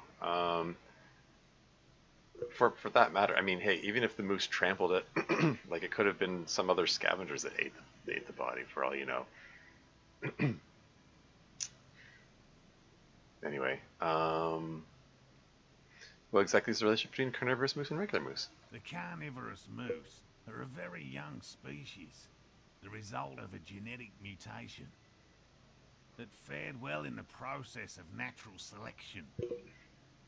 It makes sense that such a majestic animal with natural weapons, antlers, would come to rule the forest. The only strange thing is that it took so long. Okay, so there's another sub option when I... Hold on, if I click this again... Carnivorous, it makes sense that such a majestic why would it need... animal... Yeah, why do it need to hide its carnivorous nature? And moose are already being hunted for sport. Can you imagine what would happen if they came to be viewed as predators? What if I pick the third option? Are there any reliable eyewitness accounts of moose killing other animals for food? One slaughterhouse at the outskirts of the woods in Vasa reported that its staff kept seeing moose in the distance. That's your evidence? They saw moose in the distance? The moose would just stare at the building, as though they were waiting for something. Its eyes bloodshot and full of cruelty. Its eyes are bloodshot and full of cruelty. That it must be eating people. That's your evidence. Great. That does sound suspicious, or I'm not sure I'm buying it. Let's go with that does sound suspicious. And that's not all. Some of the slaughterhouse apprentices went hiking by a nearby creek and saw a moose nibbling on an unidentified carcass. This isn't something unique. Various species of deer have been known to scavenge when plant food is scarce. Here's an encyclopedia kicking in there. Anyway, there is more than enough evidence to justify a thorough search for the dread moose. Let's close the subject before it turns into an argument. Now, interestingly, I got experience for that. I have a feeling it might actually be worth my while to, run back to Lena, ask her about all the cryptids that I didn't ask her about before, and then run back here and ask him about all those to see if we can get experience for each one. Content. Anyway. Here is a man who has had more than his fair share of heated arguments, and would, surprising as it may seem, prefer not to have any more. I mean, yeah, I can believe that.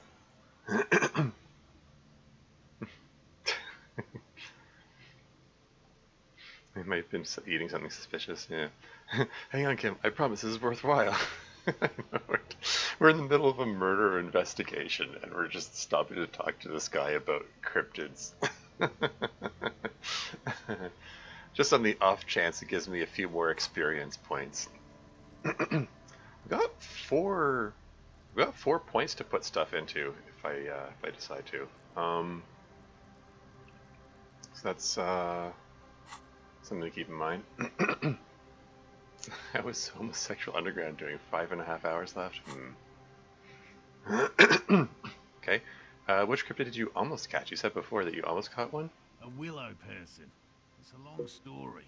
One non-specialists would find rather dull. What are willow people? They're not people, really. Some argue they aren't really animals, as they seem to have evolved directly from trees. He says it in a self-explanatory, everyday manner.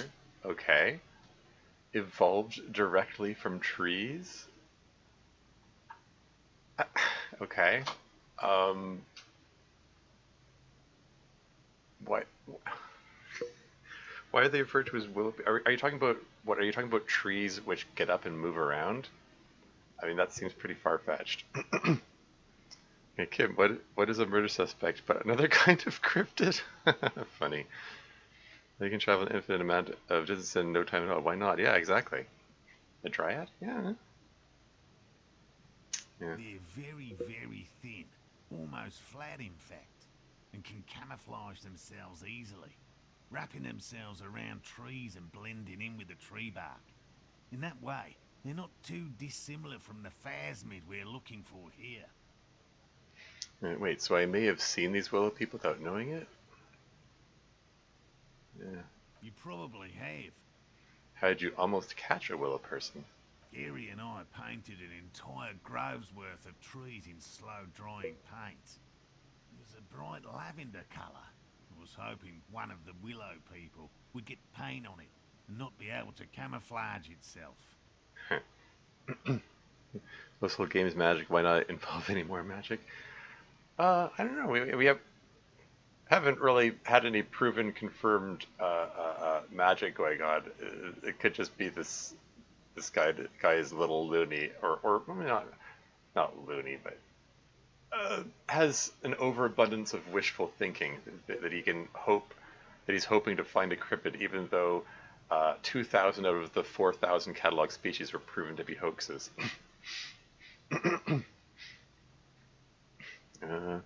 Kim, my partner's crazy believing these crazy stories. Yeah, pretty much.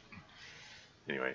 After waiting in hiding for hours, I saw a figure slip from one of the trees, a lavender shadow, dashing through the grove.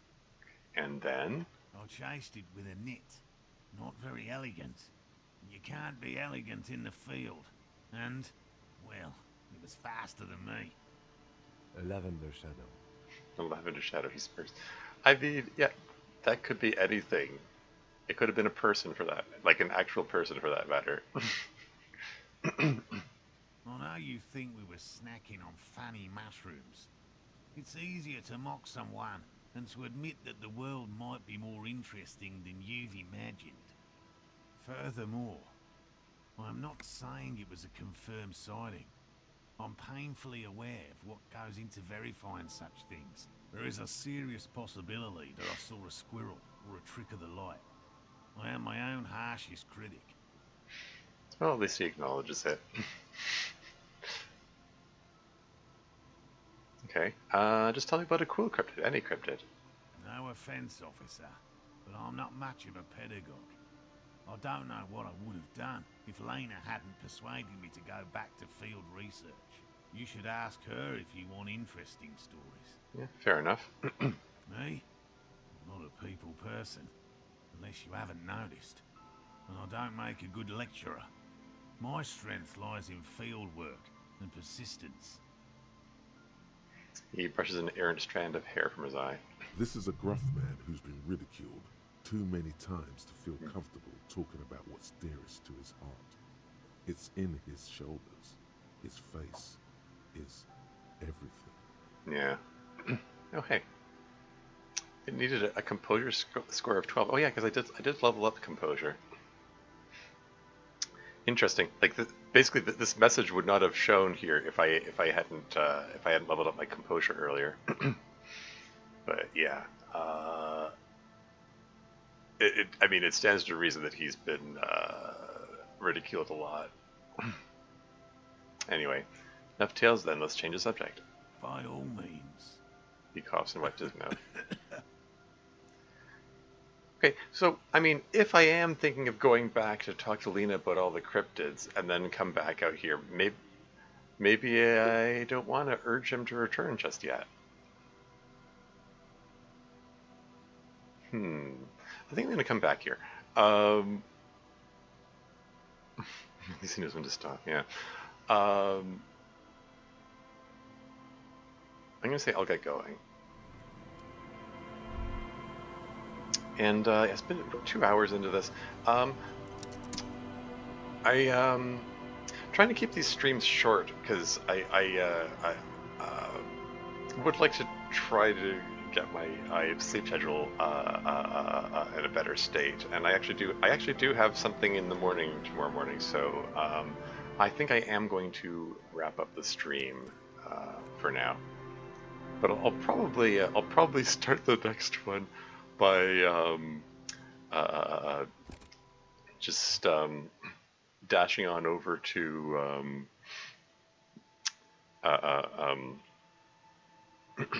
dashing on over to Lita, get all the cryptid info, just to see if I can get those extra few points of experience.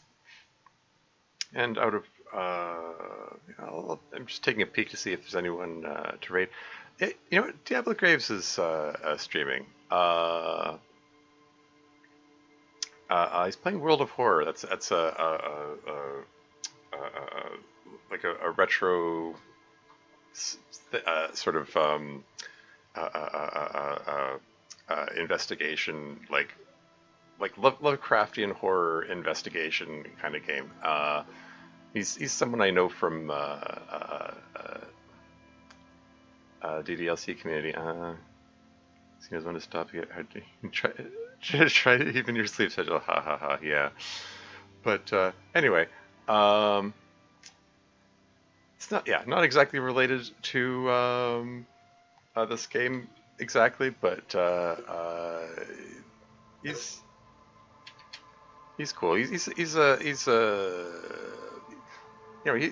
a friend from that community, and let's give him some support. He's also someone who just streams for fun. He only has one person watching him right now, so let's give him a little boost.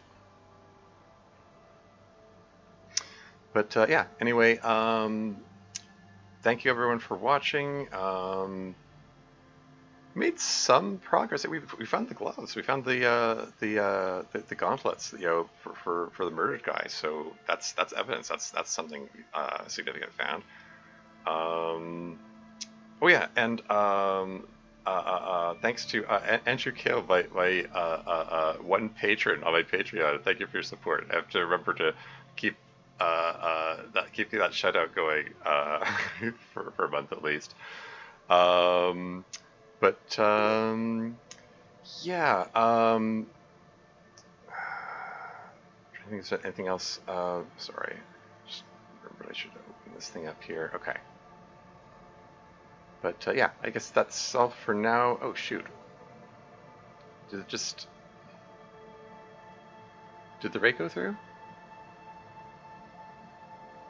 Okay, I got a weird message here. Is this thing still going?